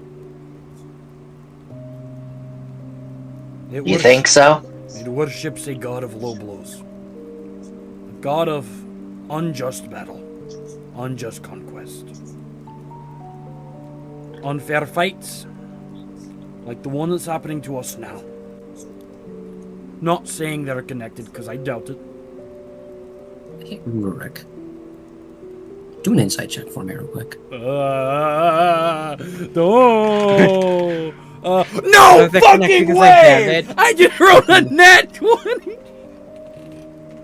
Wow. Hold on. Oh, fuck. I can't move my camera. Look. I don't know if you guys can see it very well. Yeah, I can see it. Oh my god, dude. Oh my god. Wait, I almost just jizzed myself. Whoa. Whoa. Hold on a second. Whoa. Now who said this? You. Oh. My bad, y'all. I don't know. After last session rolling 5 nat 1s in a row, it's good to get a nat 20 2 times this game. Even though one was just for RP initiative. Anyway. as you speak about this, as you list off what this, this being represented, you I think you just saw what I put in the quotes. Yeah. But as you think back about this, about what you remember about this being, and then your brain makes a connection. Valus was the progenitor of the Drow, the subsect of elves devoted to conquest.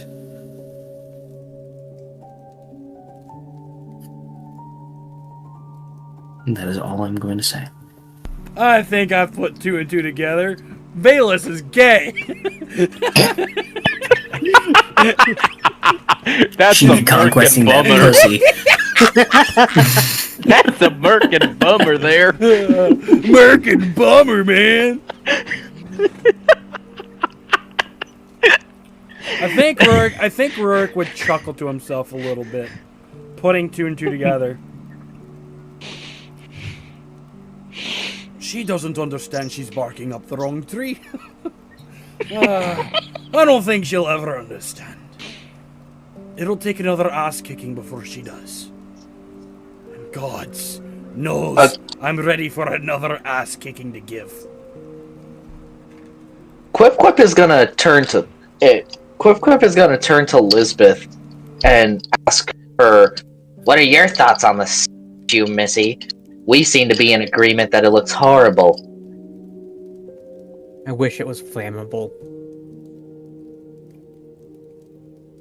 How hot do your flames get? I doubt hard enough to melt stone. Yet. I mean, what kind of stone is it?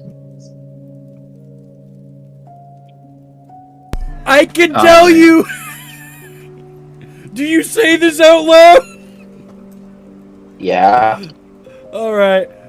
So, yes, Sam, I actually did plan on that, but I'm gonna hold off on that real quick. So, something funny about dwarves.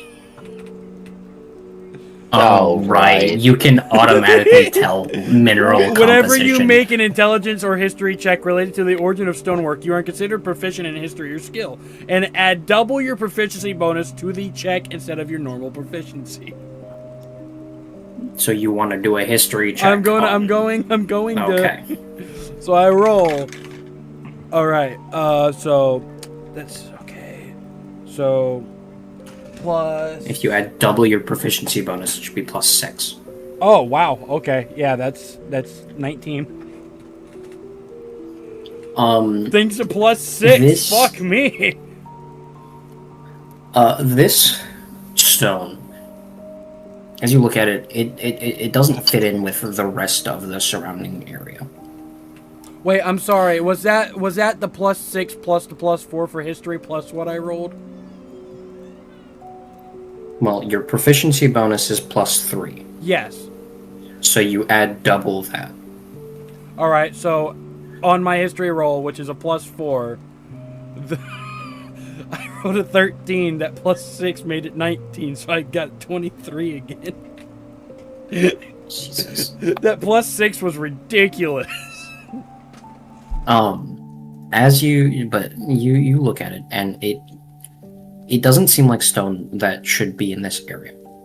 When you look at the rest of the cavern, the stone is this like dull gray color, but this is pure black, not obsidian, or any other like lava generated mineral or anything like that.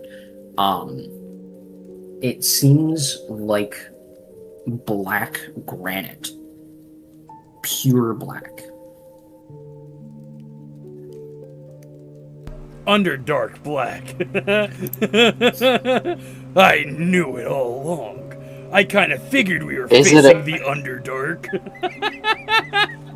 Is it emitting a noise? That's an interesting question. Yeah, the sounds of roll my a perception hammer check. against it. Sam, you said perception? Yeah. The hell did the dice go? There they are. Hello.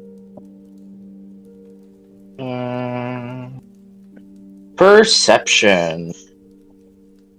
15. 15. Yeah. It isn't really making a sound. But when you get close to it to try and tell if there is a sound coming from it, something about it feels like an overwhelming presence. Like, you know that feeling when you get like right up close to something that's like really fucking big? I don't know if this is just like a me thing, but like the feeling of you can physically feel how big it is just from proximity. Yeah. It's like that. I personally always feel in those scenarios like it's almost. I guess the best way to put it is it's challenging my existence. Sort of thing, you know? It gives that sort of feeling. Despite the fact that it isn't like towering over you or something like that. I mean, it's big compared to you because you are a goblin, but it's only like 7 feet tall. Yeah.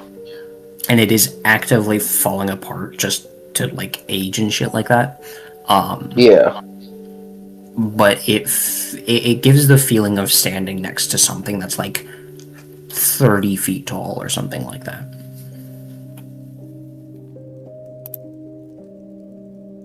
I don't like that very much. I think we should go.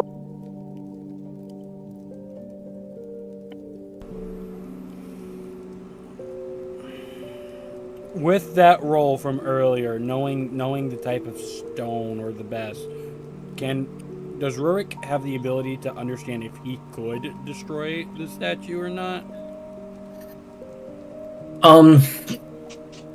When it was still in its like prime, before it started crumbling, it probably would have been almost impossible.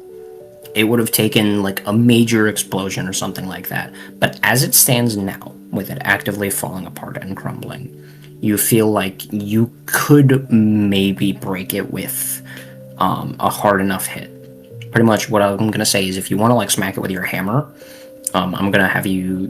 You're just gonna have to make an attack roll against its AC. All right. Rurik begins to laugh, and as he laughs, his laugh echoes loud. You're worshipping the wrong one! I'll send you all to Merkin! As he rolls to hit. Let's see.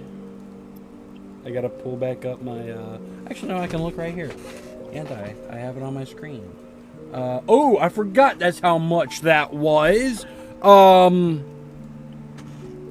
23. Because 15 plus 8 is 23. I almost fucked up math. I almost said 20. I'm stupid. I'm big dumb. Mathin'. You start laughing as you yell this out, and you raise your warhammer and you swing it down on this. And when the hammer connects with the rock, you hear the ringing of metal as it lands, and then the cracking of stone as fractures begin to spread across it. Spider webbing in every direction across its surface, the black stone crumbling before you. But then something changes. From within the spider webbing cracks, a light begins to form.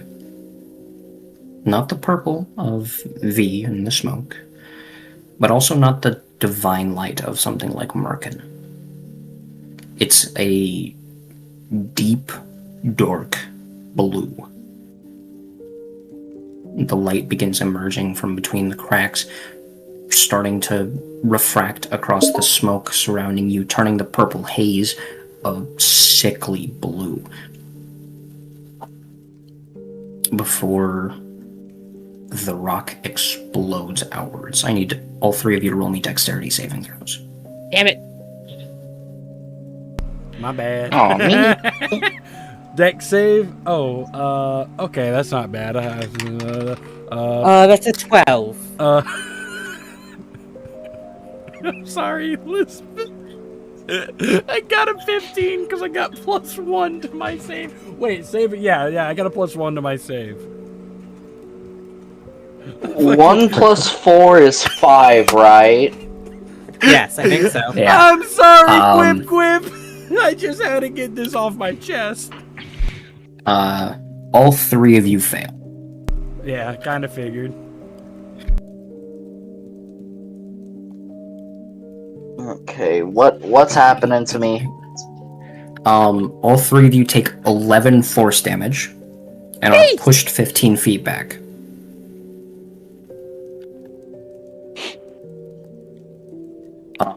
Ow.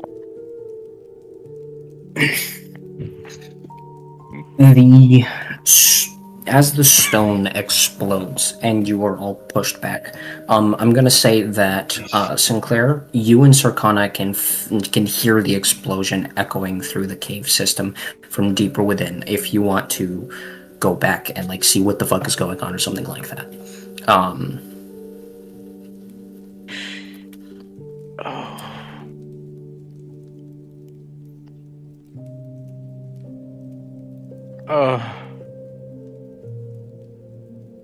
Are you moaning over there? No, I'm trying to figure out what to do. Are you getting off to the potential death of your friends? Fuck off! No. No, that's disgusting. Oh,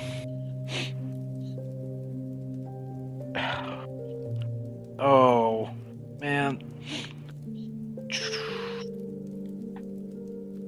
I'm gonna proceed to just dash down into the cave to go see if everyone is okay. All right. The three of you, this rock explodes. The force of the explosion pushing you all back several feet. As something emerges, glowing with this sickly blue light. For a moment, you're all blinded by the color that fills the room, the blue and the purple conflicting within your retinas to create this haze that fills your vision for a few moments. But as the light begins to die down and your vision starts to return to normal, before you is a form. It vaguely resembles the same form as the thing that was, that the statue was made in the shape of. With a few differences. Before, the statue had these spikes coming from shoulders, down its back, from a tail on its side, on its back. But this figure doesn't have those spikes. Its body is smooth, streamlined. It does have a tail, but instead of covering with spikes, instead it's covered with feathers. This isn't the demon that you thought it was. This is something different. At around this point, Sinclair and Sarkana enter the cavern and see this from high above. And Rurik especially, you're confused for a moment, because this looks less like a demon and more like an angel. Before you can really comprehend this, the thing immediately begins screaming. At the top of its lungs, it lets out a screech of anger, fear, pain.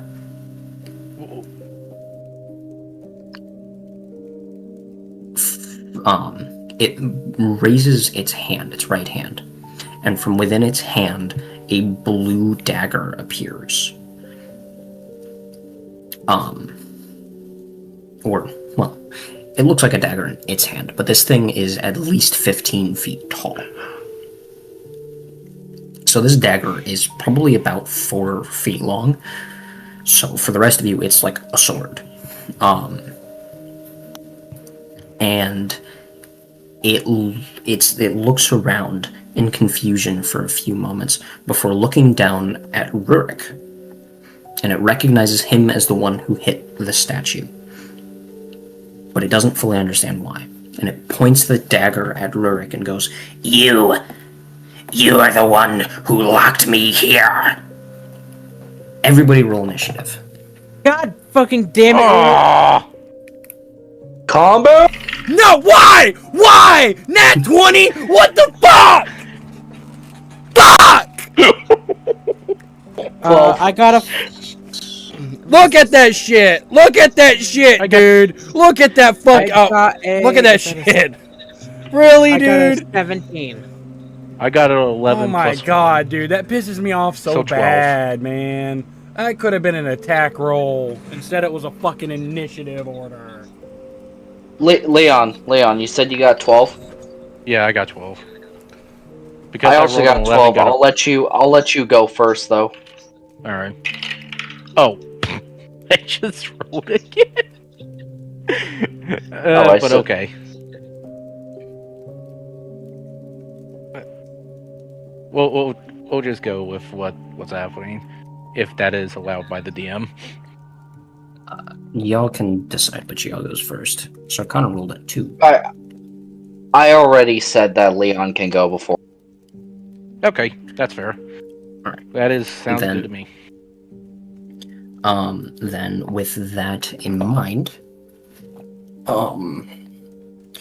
before Rurik, at initiative 20, you see this being as it points its dagger at Rurik. Behind it, a sort of halo of swords appears above its head. And they seem to charge for a moment before descending. I'm going to say that you all kind of got pushed in separate directions. So you're all about 15 feet away from each other, and then Sinclair and Circana are way the fuck up right now. Like, it'll take like 2 turns of full dash actions to get down to where y'all are. So one of you, and it's going to be Rurik, I need you to roll me a dexterity saving throw. 15. Alright, that passes, so you're only going to take half damage. You take 6 damage. All of us? No, just Rurik. Alright. Y'all aren't close enough right now. And this thing, this being, still screaming, goes, You locked me in here, but letting me out was your first mistake. And then that's going to bring it to Rurik's turn. I think Rurik would say something along the lines of, We didn't lock you in anywhere! I just broke a statue and here you appeared. I didn't do anything. And he'll wait to see if, like, it has a response. Roll me a persuasion check with disadvantage. Alright, first one, not terrible. What's my modifier? Because this might save me. 0. Okay, so the first one was a 14. And the second one was better. It was a 15. This being, it seems to it waves its hand like it's batting the words away. And it goes, You can't lie to me. I know what was done to me, but now I know what's going to be done to you. This thing doesn't seem to believe you. Are you gonna count that as an action? No. All right. You don't believe me, but you're about to.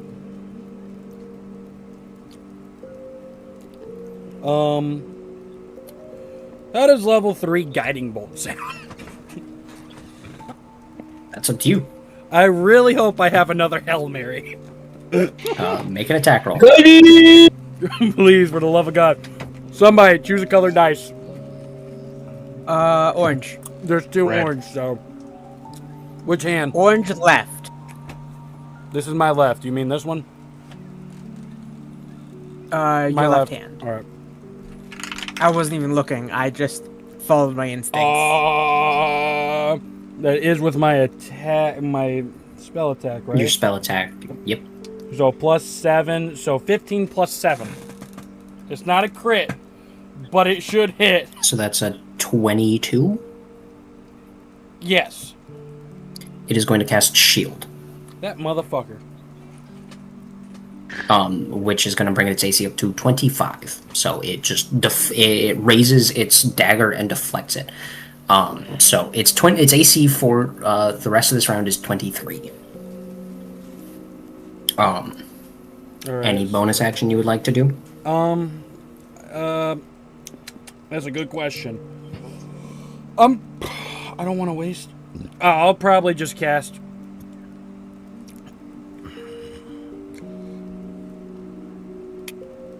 Spiritual. No, I'll just cast Shield of Faith on myself. Alright, so giving you a +2 to AC. Yeah. Alright. That is going to bring it to this being's turn. This thing, it looks angry, but it also looks confused. Its head turns around and it doesn't seem to recognize its surroundings entirely, but it doesn't really let that dissuade it. As it steps down from the pedestal that the statue had been contained within, it steps down. And it is going to... It says, "You tried to keep me here as some sort of battery, or I won't be powering anything anymore." And it's going to swing down with that dagger. And as it swings down, the blade seems to extend with some sort of magic, and it's going to make a swiping attack, directed at Rurik for right now. So it's going to make an attack roll.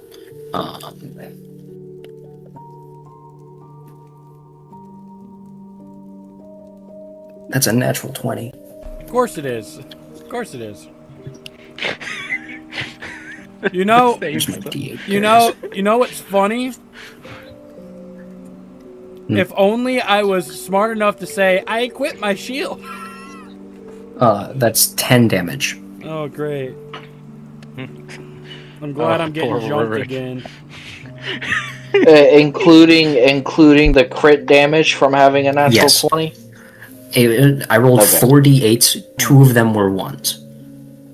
Okay. Crazy 8s, hold on.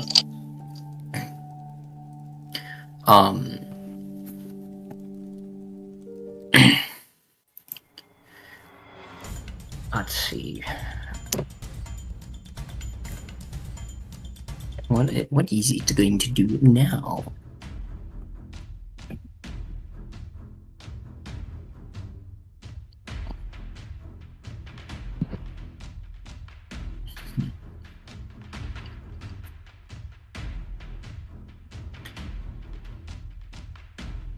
One moment.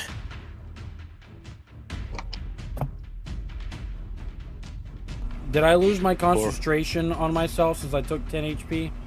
It's 10 damage, so roll me a Constitution saving throw DC 10. Alright. I rolled 18, so I guess fuck you. Yeah, so you maintain concentration. I should have rolled that dice. I would have hit the son of a bitch earlier. Bioshock. Then, as a bonus action, it's gonna like look around, and it's going to see. It's going to. Its eyes are going to fall on Lisbeth, recognizing her as a caster, and it is going to point at you, Lisbeth, and Oh no. say, "You and your tricks won't work. I need you to roll me a intelligence saving throw." Okay, saving throw, saving throw. 18. All right, you pass. You feel this energy fill you as it seems to try and like suck away at your like arcane capacity, but it fizzles out as this creature seems to like shake its head like it's trying to clear a fog from its mind. That will be the end of its turn. That'll bring it to Lisbeth.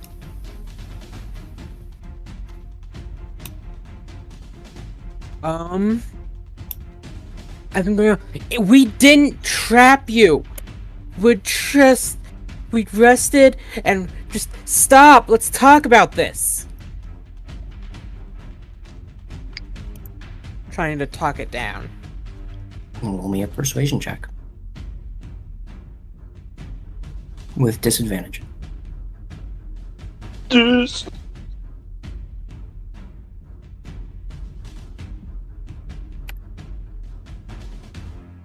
Oh, it's a nat 1, so 4.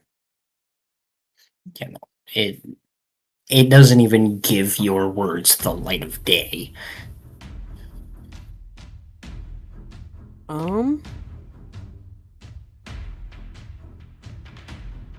Well, that's an idea.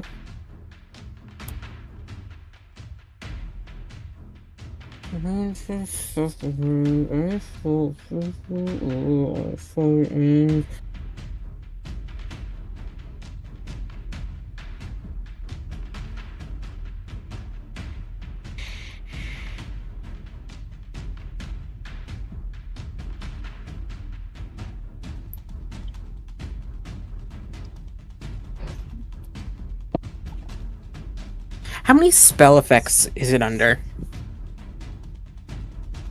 What? Huh? What do you mean? Like, the shield is anything else? No, it's just shield.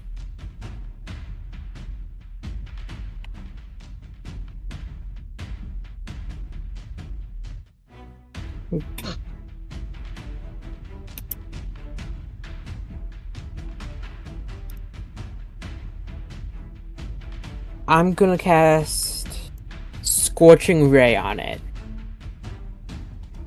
Alright, that's what, 3 darts that you have to make attack rolls with? Yes. Go ahead and roll. So that would be... my attack is 17. No, 7. Not 17. 7 plus 6. It's not gonna hit. 13 plus 6 won't hit. 12 plus 6 won't hit. Is it a... I think Scorching Ray is an all or nothing. Yep, it's all... So...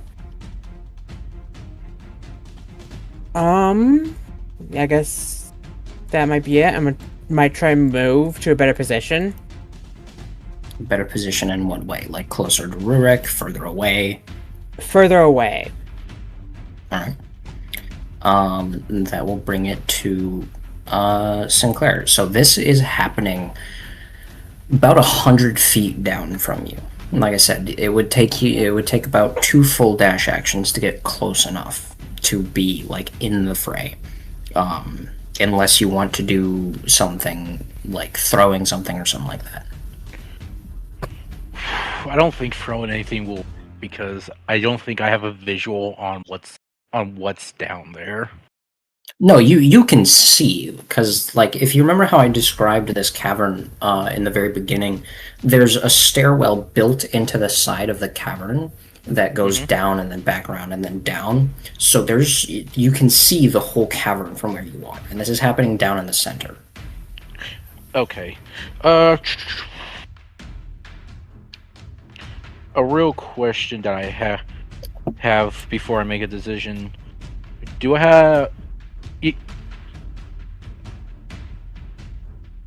Do I have an advantage or disadvantage if I decide to throw something? Due to how far away I can. Depends on what you're throwing. You don't have, like, a bow or something, do you?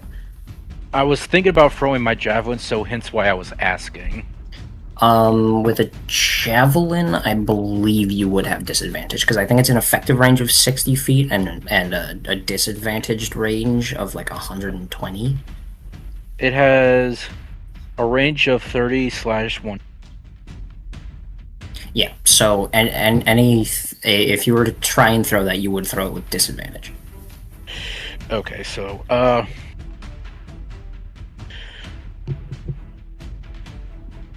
the Eldritch Blast that I was given by you specifically, does it have a disadvantage at range? I think Eldritch Blast as a warlock has a range of 120. Hold on. It's the one that you did give me. Well, no, because when you took a level of warlock, it became normal Eldritch Blast. But I believe base Eldritch Blast has a range of 120 feet. It's just it would take you an additional like turn and a half to get down there. So you could make that attack without disadvantage, but I'll it would try take it. longer for you to get there. All right, I'll that's try a spell attack roll. Yep. Oh, I got a 12. That is going to miss. Yep. Okay. And then I'm gonna assume you're gonna use your movement to try and get closer. Yes, I will. All right. Then that will bring it to Quip. Alright. Before I do anything, I want to first my location, my position, and relation to it. So right now it's like right in front of Rurik. So it's about 15 feet away from you. To your right, effectively. To my right, effectively. Yeah. And I assume Lisbeth is the right of Rurik. Yeah, Lisbeth's on the other side. Okay. Alright, first off, Quip is gonna point his sword at it and yell at it. Hey, Blue! You exist! Hello! You don't exist!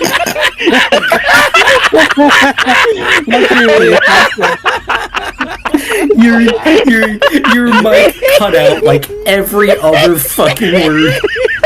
So it was just you fuck. I heard Blue in there. Dude, Yeah, Blue was in there somewhere. All I heard was you big blue, you fuck, yep. I think I'm out to pee myself. That shit was so fucking funny. I was not expecting that. Quip, breathe. Speak English. I can't understand Goblinese. Oh my god, you're gonna kill Leon. Okay, I'm good. I forgot this mic is not as good as picking up.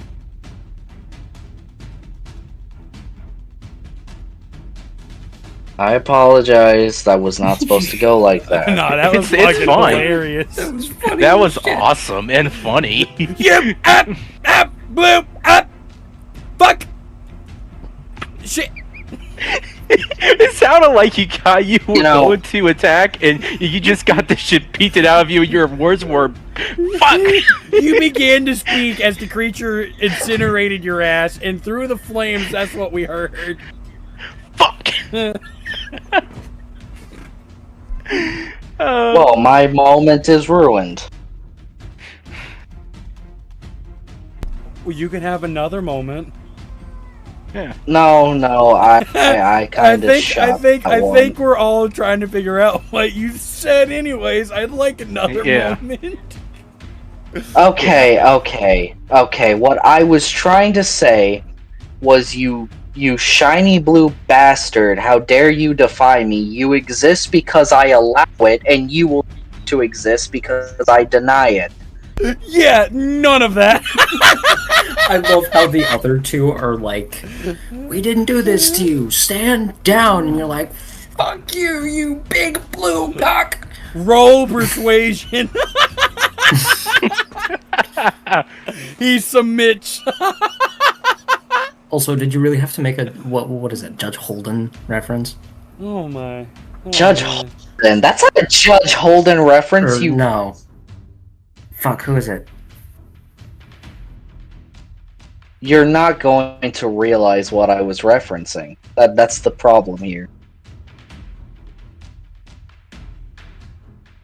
When I say it, you're gonna hate me.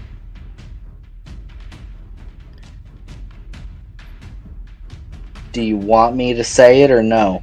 I do, because it's gonna bug me if I don't find out. In the first Mass Effect game, when you talk to the Reaper Sovereign, that's what he says to Commander Shepard. Of course it was fucking Mass Effect. Yes. But, so you I- yell that at this shiny blue bastard. What do you want to do? Well, since I'm only 15 feet away from it, I suppose...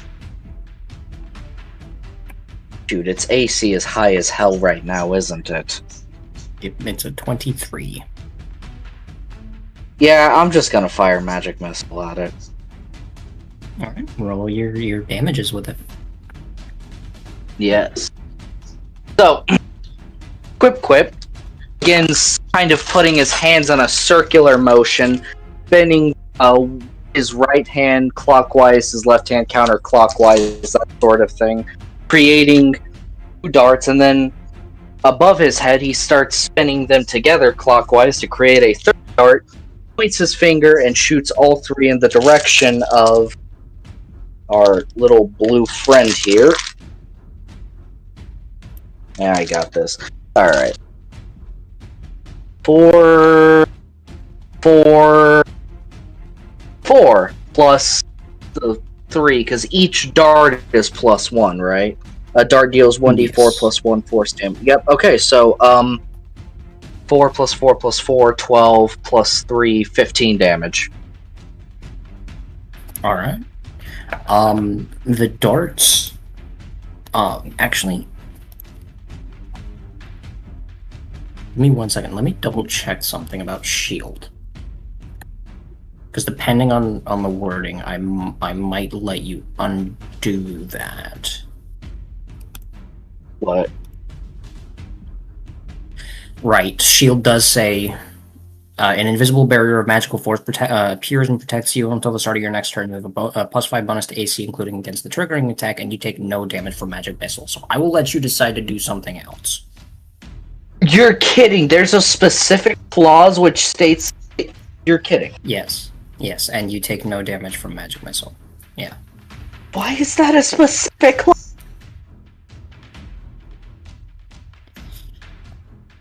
Yeah. Would Cloud of... Okay, reread that real quick, just to make sure I have my bases covered. An invisible barrier of magical force appears and protects you. Until the start of your next turn, you have a +5 bonus to AC, including against a triggering attack, and you take no damage from magic missile. So it doesn't say anything about saving throws. Then I'm doing Cloud of Daggers. Centered on it. Yes. Alright, I will say this thing is big enough that you can center it on it without the edge of it hitting Rurik. Because this thing is big. So that's Yeah. what, a con save? Fill the air with spinning daggers in a cube of 5 feet on each side, centered on a point you choose within range. A creature takes 44 slashing damage when it enters the spell's area for the first time on a turn or turn.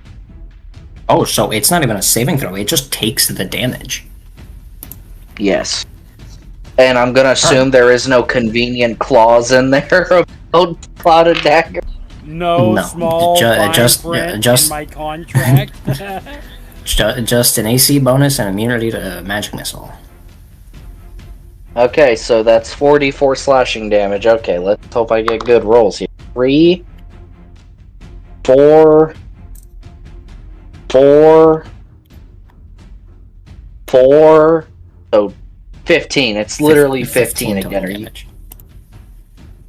It's not bad. Alright, so it takes 15 damage. And as this swirling cloud of spinning blades surrounds this thing, it seems to like jostle it for a moment, surprised by the feeling of damage against it. And it whips its head towards you, knowing that the spell originated from you. And it goes, "You dare do this?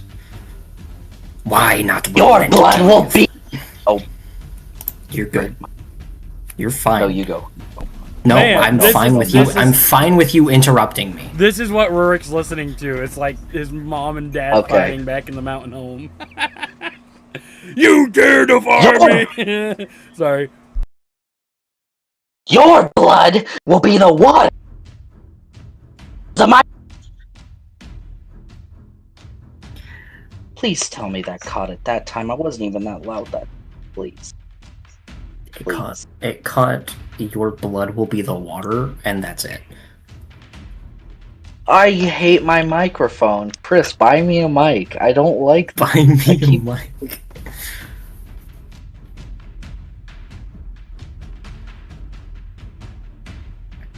Do I need to transliterate this again? But in response to the damage being taken by it, it is going to use one of its legendary actions. Oh, screw To- him. Screw you. To take a swipe at you. Quip. I gotta find D20. Where did it go? You want me to transliterate that one too? What It's okay. tempo am I allowed to Yes, at? I was just telling it, your blood will be the water that irrigates the fields of my children's paradise. I'm just rambling edgy nonsense. That's the whole point right now. That's all I'm trying to do. Why does my mic have to peak? When I'm just trying to say edgy nonsense. That's all I'm doing. It's literally all I'm doing.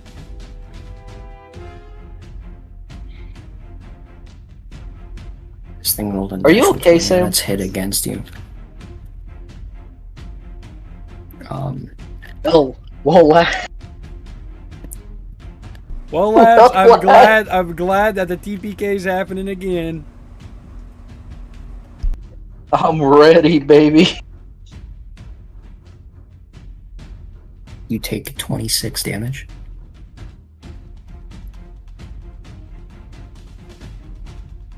It rolled 3 8s on its dice. No, 2 8s, a 5, and a 1. And then it has a Wow. a bonus.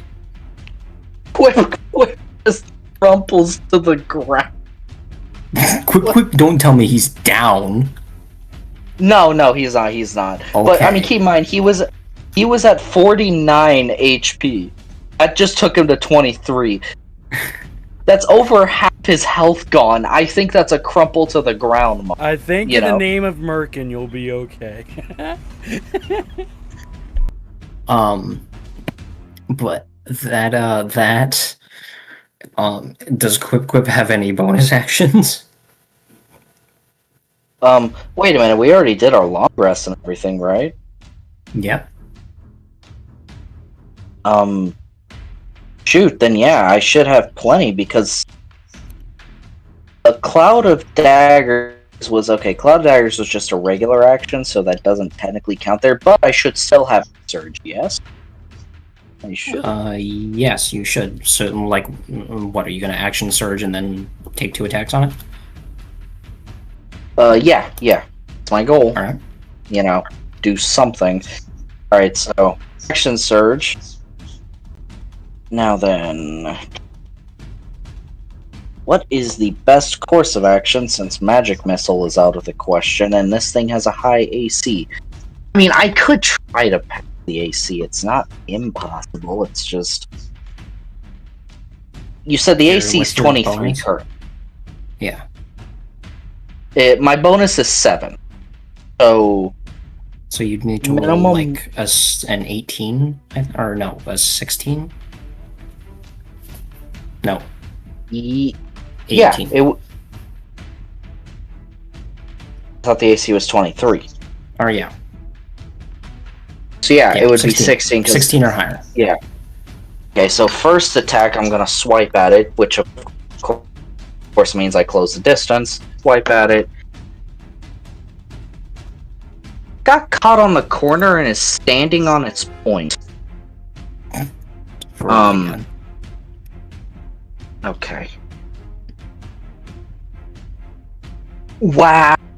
Oh, okay. First one is a 1. That is a great sign of things to come. Okay. Natural 1. Actually, What happens to me? you, in order to attack, you're attacking with a short sword. That's a 5-foot range. That means to attack it, you have to get within the range of Cloud of Daggers.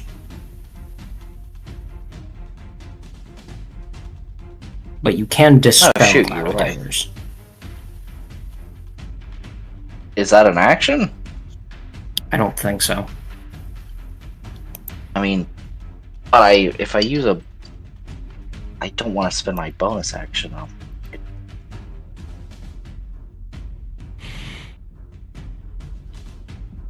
Actually, Crap. no, because I said that you could put it. It's so big that you could put it so it wouldn't hit Rurik, and Rurik's right up next to it. So I'll ignore Okay. that. But you rolled a natural 1 on your first attack, so that misses. Yep. And second one is an 8, so obviously not hitting. That also misses. Hold on. Can I use my lucky dice now? Your lucky dice. Yeah. Right, you I took the lucky feat. Sure, you can Yes. use a luck point. Alright.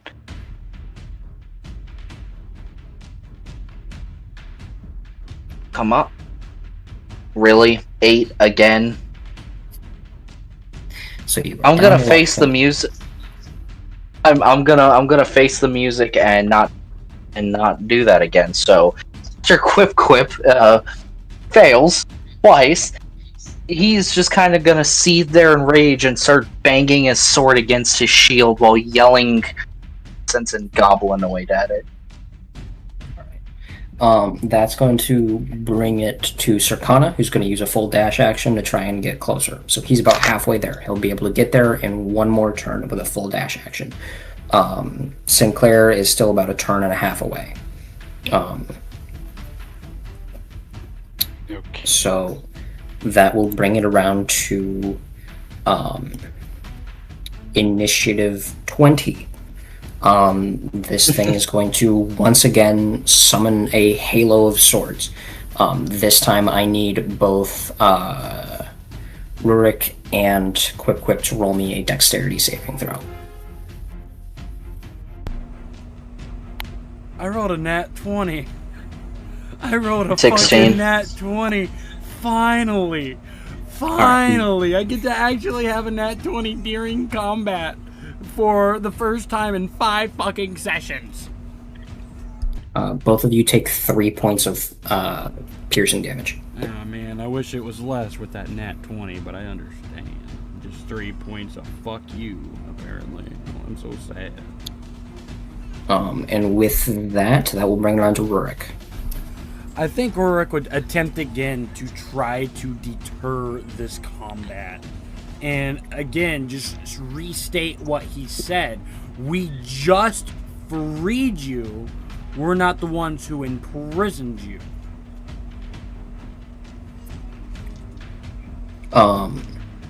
Before you roll your persuasion, this thing is going to go.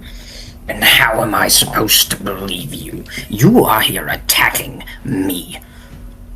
You swing your hammers and your swords. You summon your spells to hurt me. How am I supposed to believe that you aren't the ones who did this to me? That you aren't here to hurt me? I think Rurik would put down his warhammer and look at him.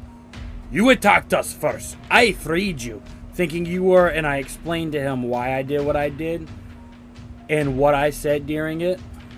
I opened your cage, apparently.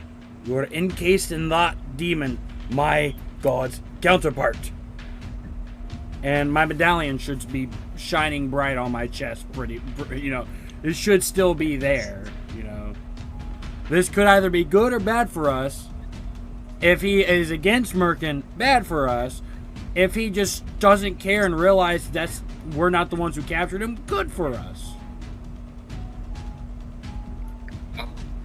A persuasion check, with advantage this time. Well, god damn it. The first one is a good roll. Second one is a worse roll. So I rolled an 18 and a 2. My persuasion is 0, so 18 is my high roll.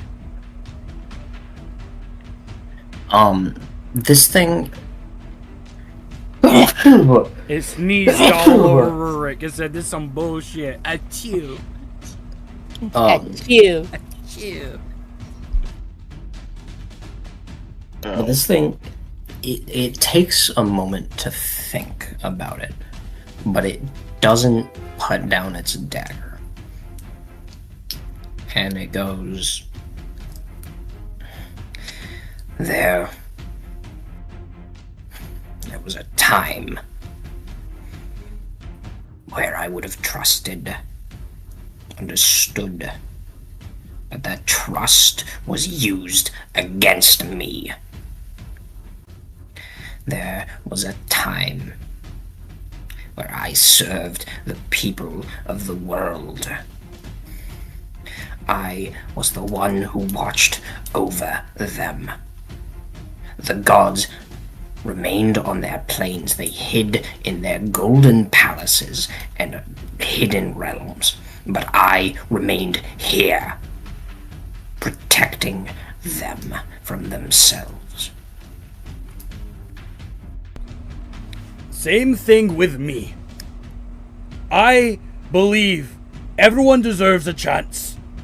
And if you knew where that had led me, where that has me now, my family dead, everyone I've ever cared about but the people in this room.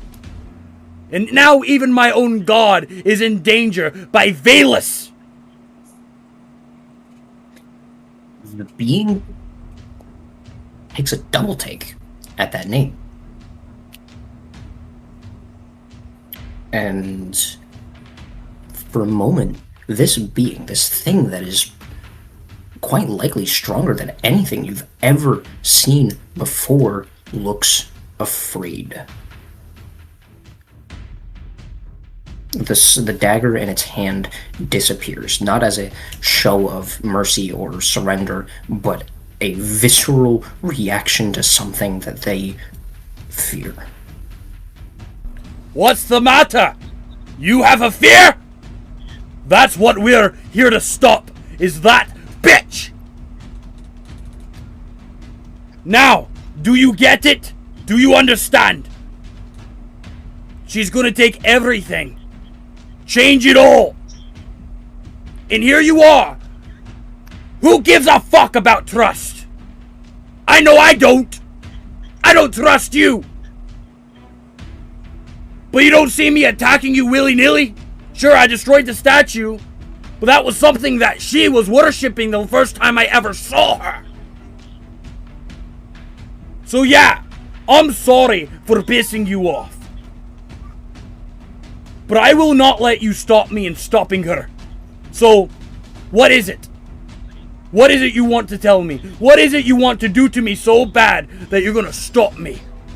Because by gods, I will not allow you to stop me.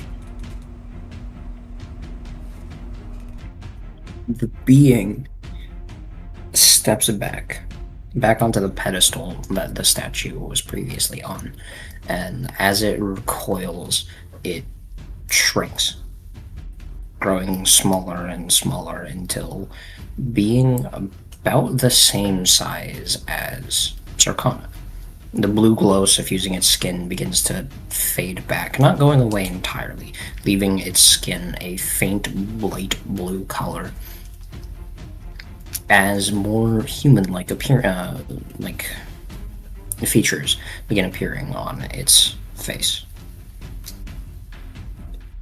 Hair begins to coalesce on its head, going about shoulder length. This light blonde color that seems to reflect the blue light coming from its skin. And it kind of looks at you all and goes, she wasn't worshipping the statue. She was preparing it.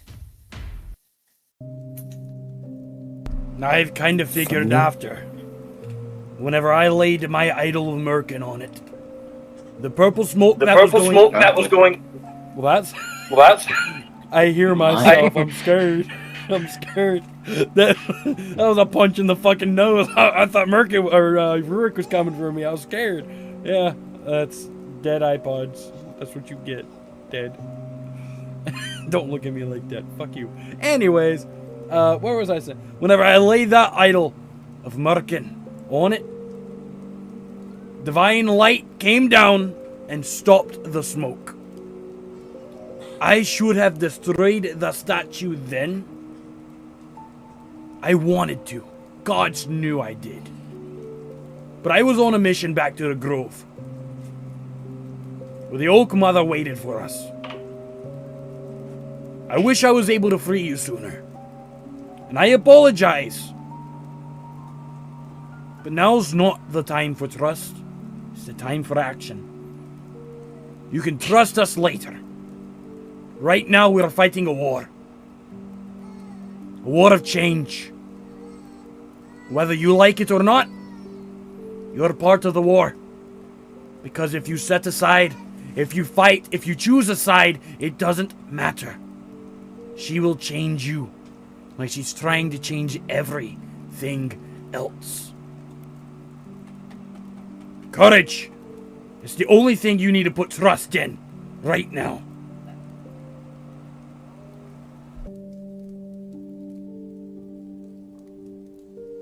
Man, why didn't his mic peak? Because I actually got a good microphone, bitch. I'll stab you to death. Fine, no Dex and Dice Sunday. How about that? No! Even that peaked! Even that peaked!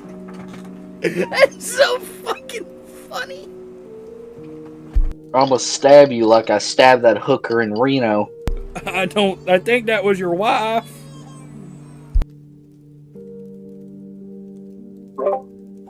This creature, this being, this angel, stares out for a moment, looking around, and it goes, she was going to use me as a battery. She put me in that stone a long time ago. Longer than I think any of you have ever lived. She spoke of plans for the future, and I believed her. I thought she was going to do the world good. But then she put me in that stone. Warped my form until it was unrecognizable. Not to myself, not to those who believed I would be their savior. And there I stayed. For more years than I can count. She used me for her magics, harnessed my divine energy to power her spells, her wars, her conquests, her murders. And no matter what I did, I couldn't do anything about it. I couldn't go anywhere. I couldn't stop her. I couldn't fight her. I do remember when you touched the stone. I remember that. Vaguely. It's a faint memory, one clouded by stone and smoke and energy. But I remember it. And for a moment I believed that there was something that could be done again. For a moment.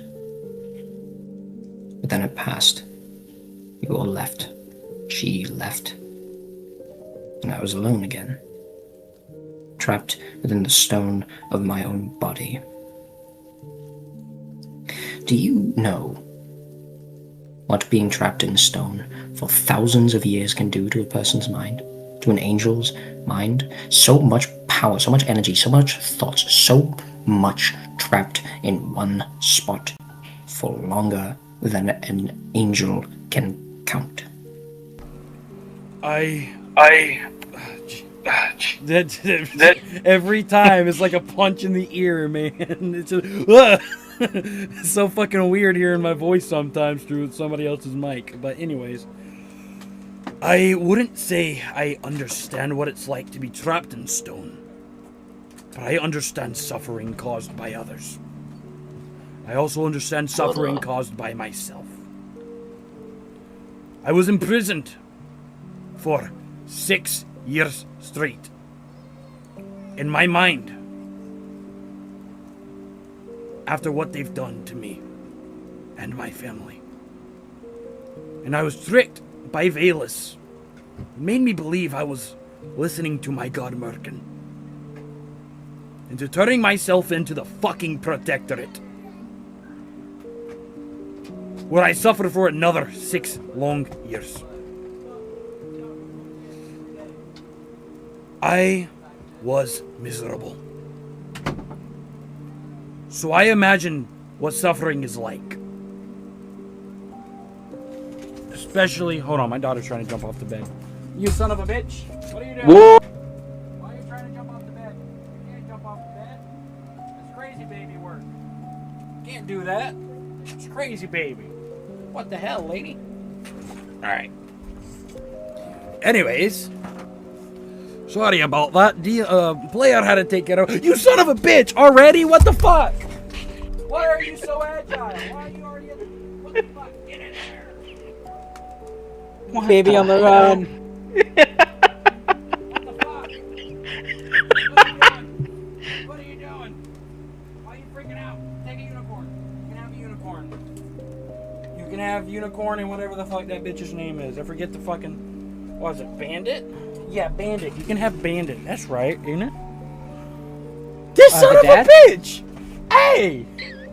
You stay on the bed. Don't smile at me.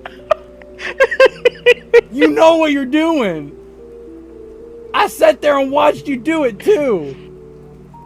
What the fuck, Millie? And you're still like smiling and acting cute, trying to jump off the bed. I'm watching you. This is crazy, baby. Baby crazy. No.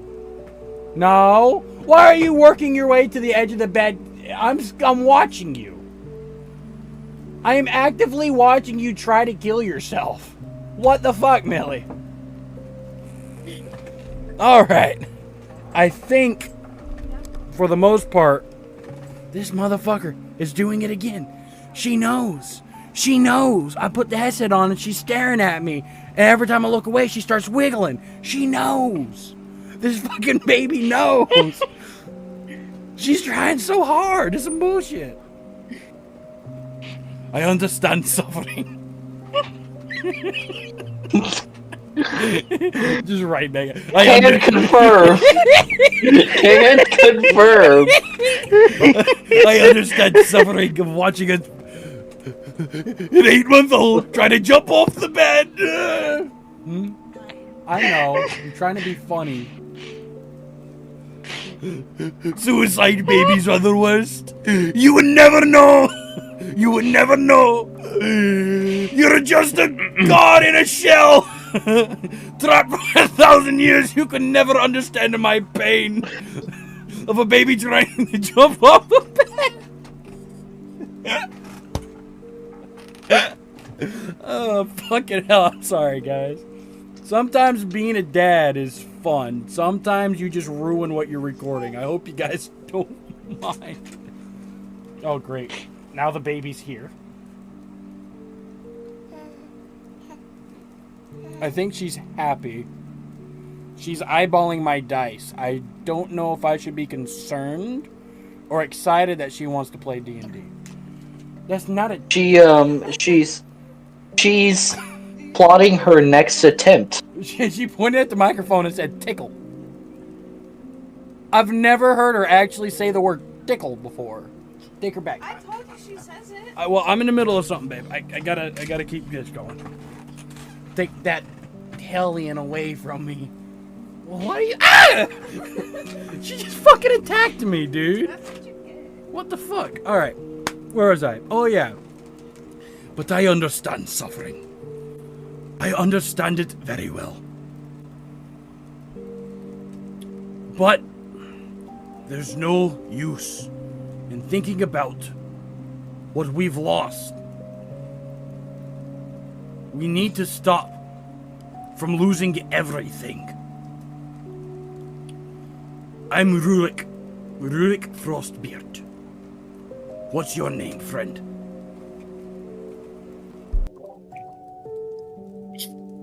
Through that whole speech, the being was kind of looking past you.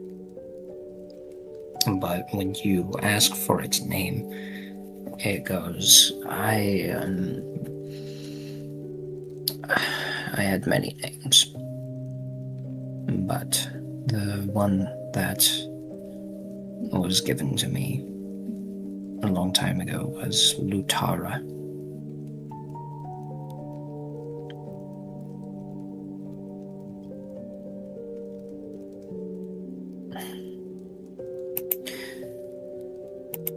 I have much that I need to understand.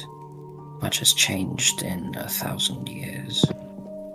And they look around at the world around them, at the smoke everywhere, and goes, and I know that many things have gone wrong in the time I was gone. This world has always had its flaws. The gods have always remained far away, unwilling to do anything to help. And so I rose to the occasion. Perhaps it's time I return to my position. Don't you think? Lutara, if I may. The gods didn't just sit back. Some did. Not Merkin. He is the reason why I am here. He's the reason why I've went through everything. But he gives me the courage I need to keep moving forward when all is lost. The world does have many flaws. But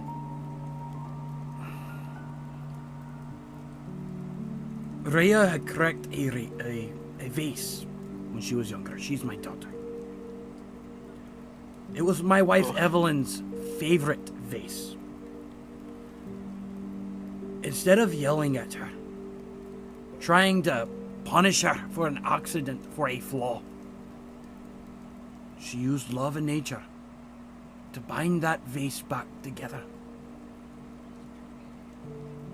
Things don't need fixed. It needs love and courage to find the love to help it.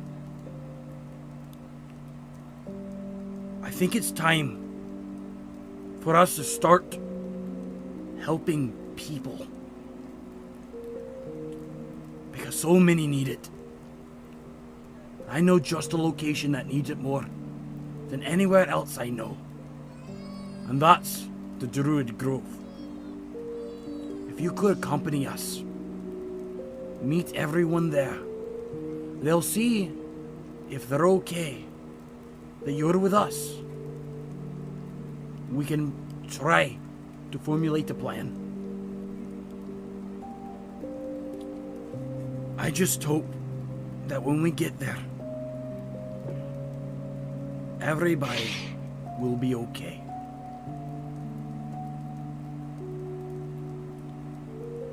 Yeah. I hope everyone will be okay.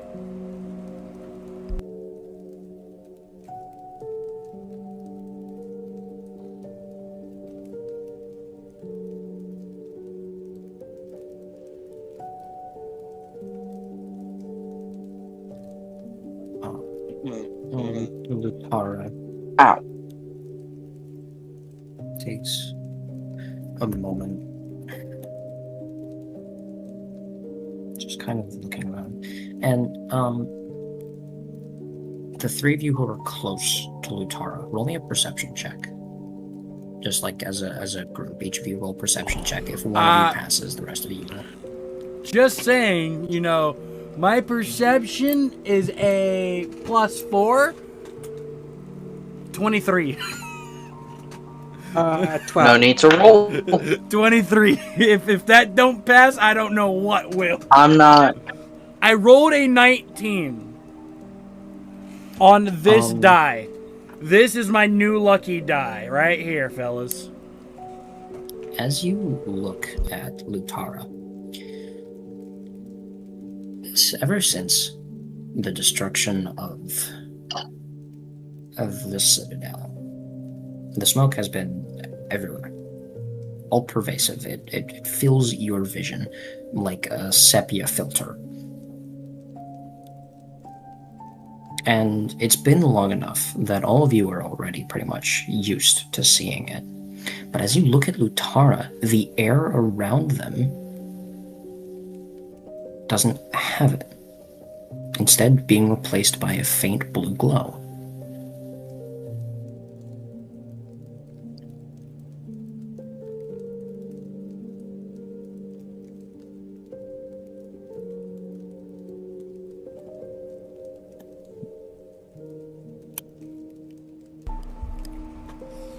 I think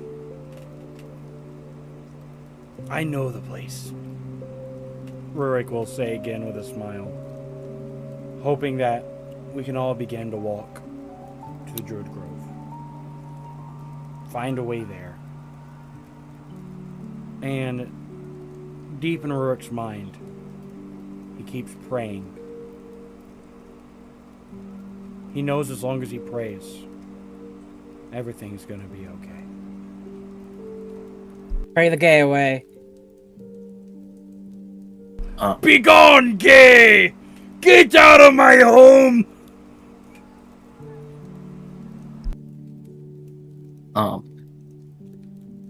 At about this time, the group of you begin moving towards the stairs, and you see Sinclair and Circana about 3/4 of the way down the stairs. And you all, collect at the base of these stairs. And Circana looks at Lutara and goes, I think I know you. I think I've seen something about you before. You... And Lutara, like, kind of looks at him for a second and goes, let me guess, you've seen some text about me before. And Circana goes, no, I've seen you in my dreams. You were something that Vela showed me. In my dreams when I was in the city, she showed me who you were, and as you watch, a blank expression fills Circana's face as he goes, and she said that you were the key to getting back what I lost. That killing you would be the final piece. Where the And fuck that is you where we will got? end our session. All right. So what you're saying is next session I'm killing Circana. Whoa.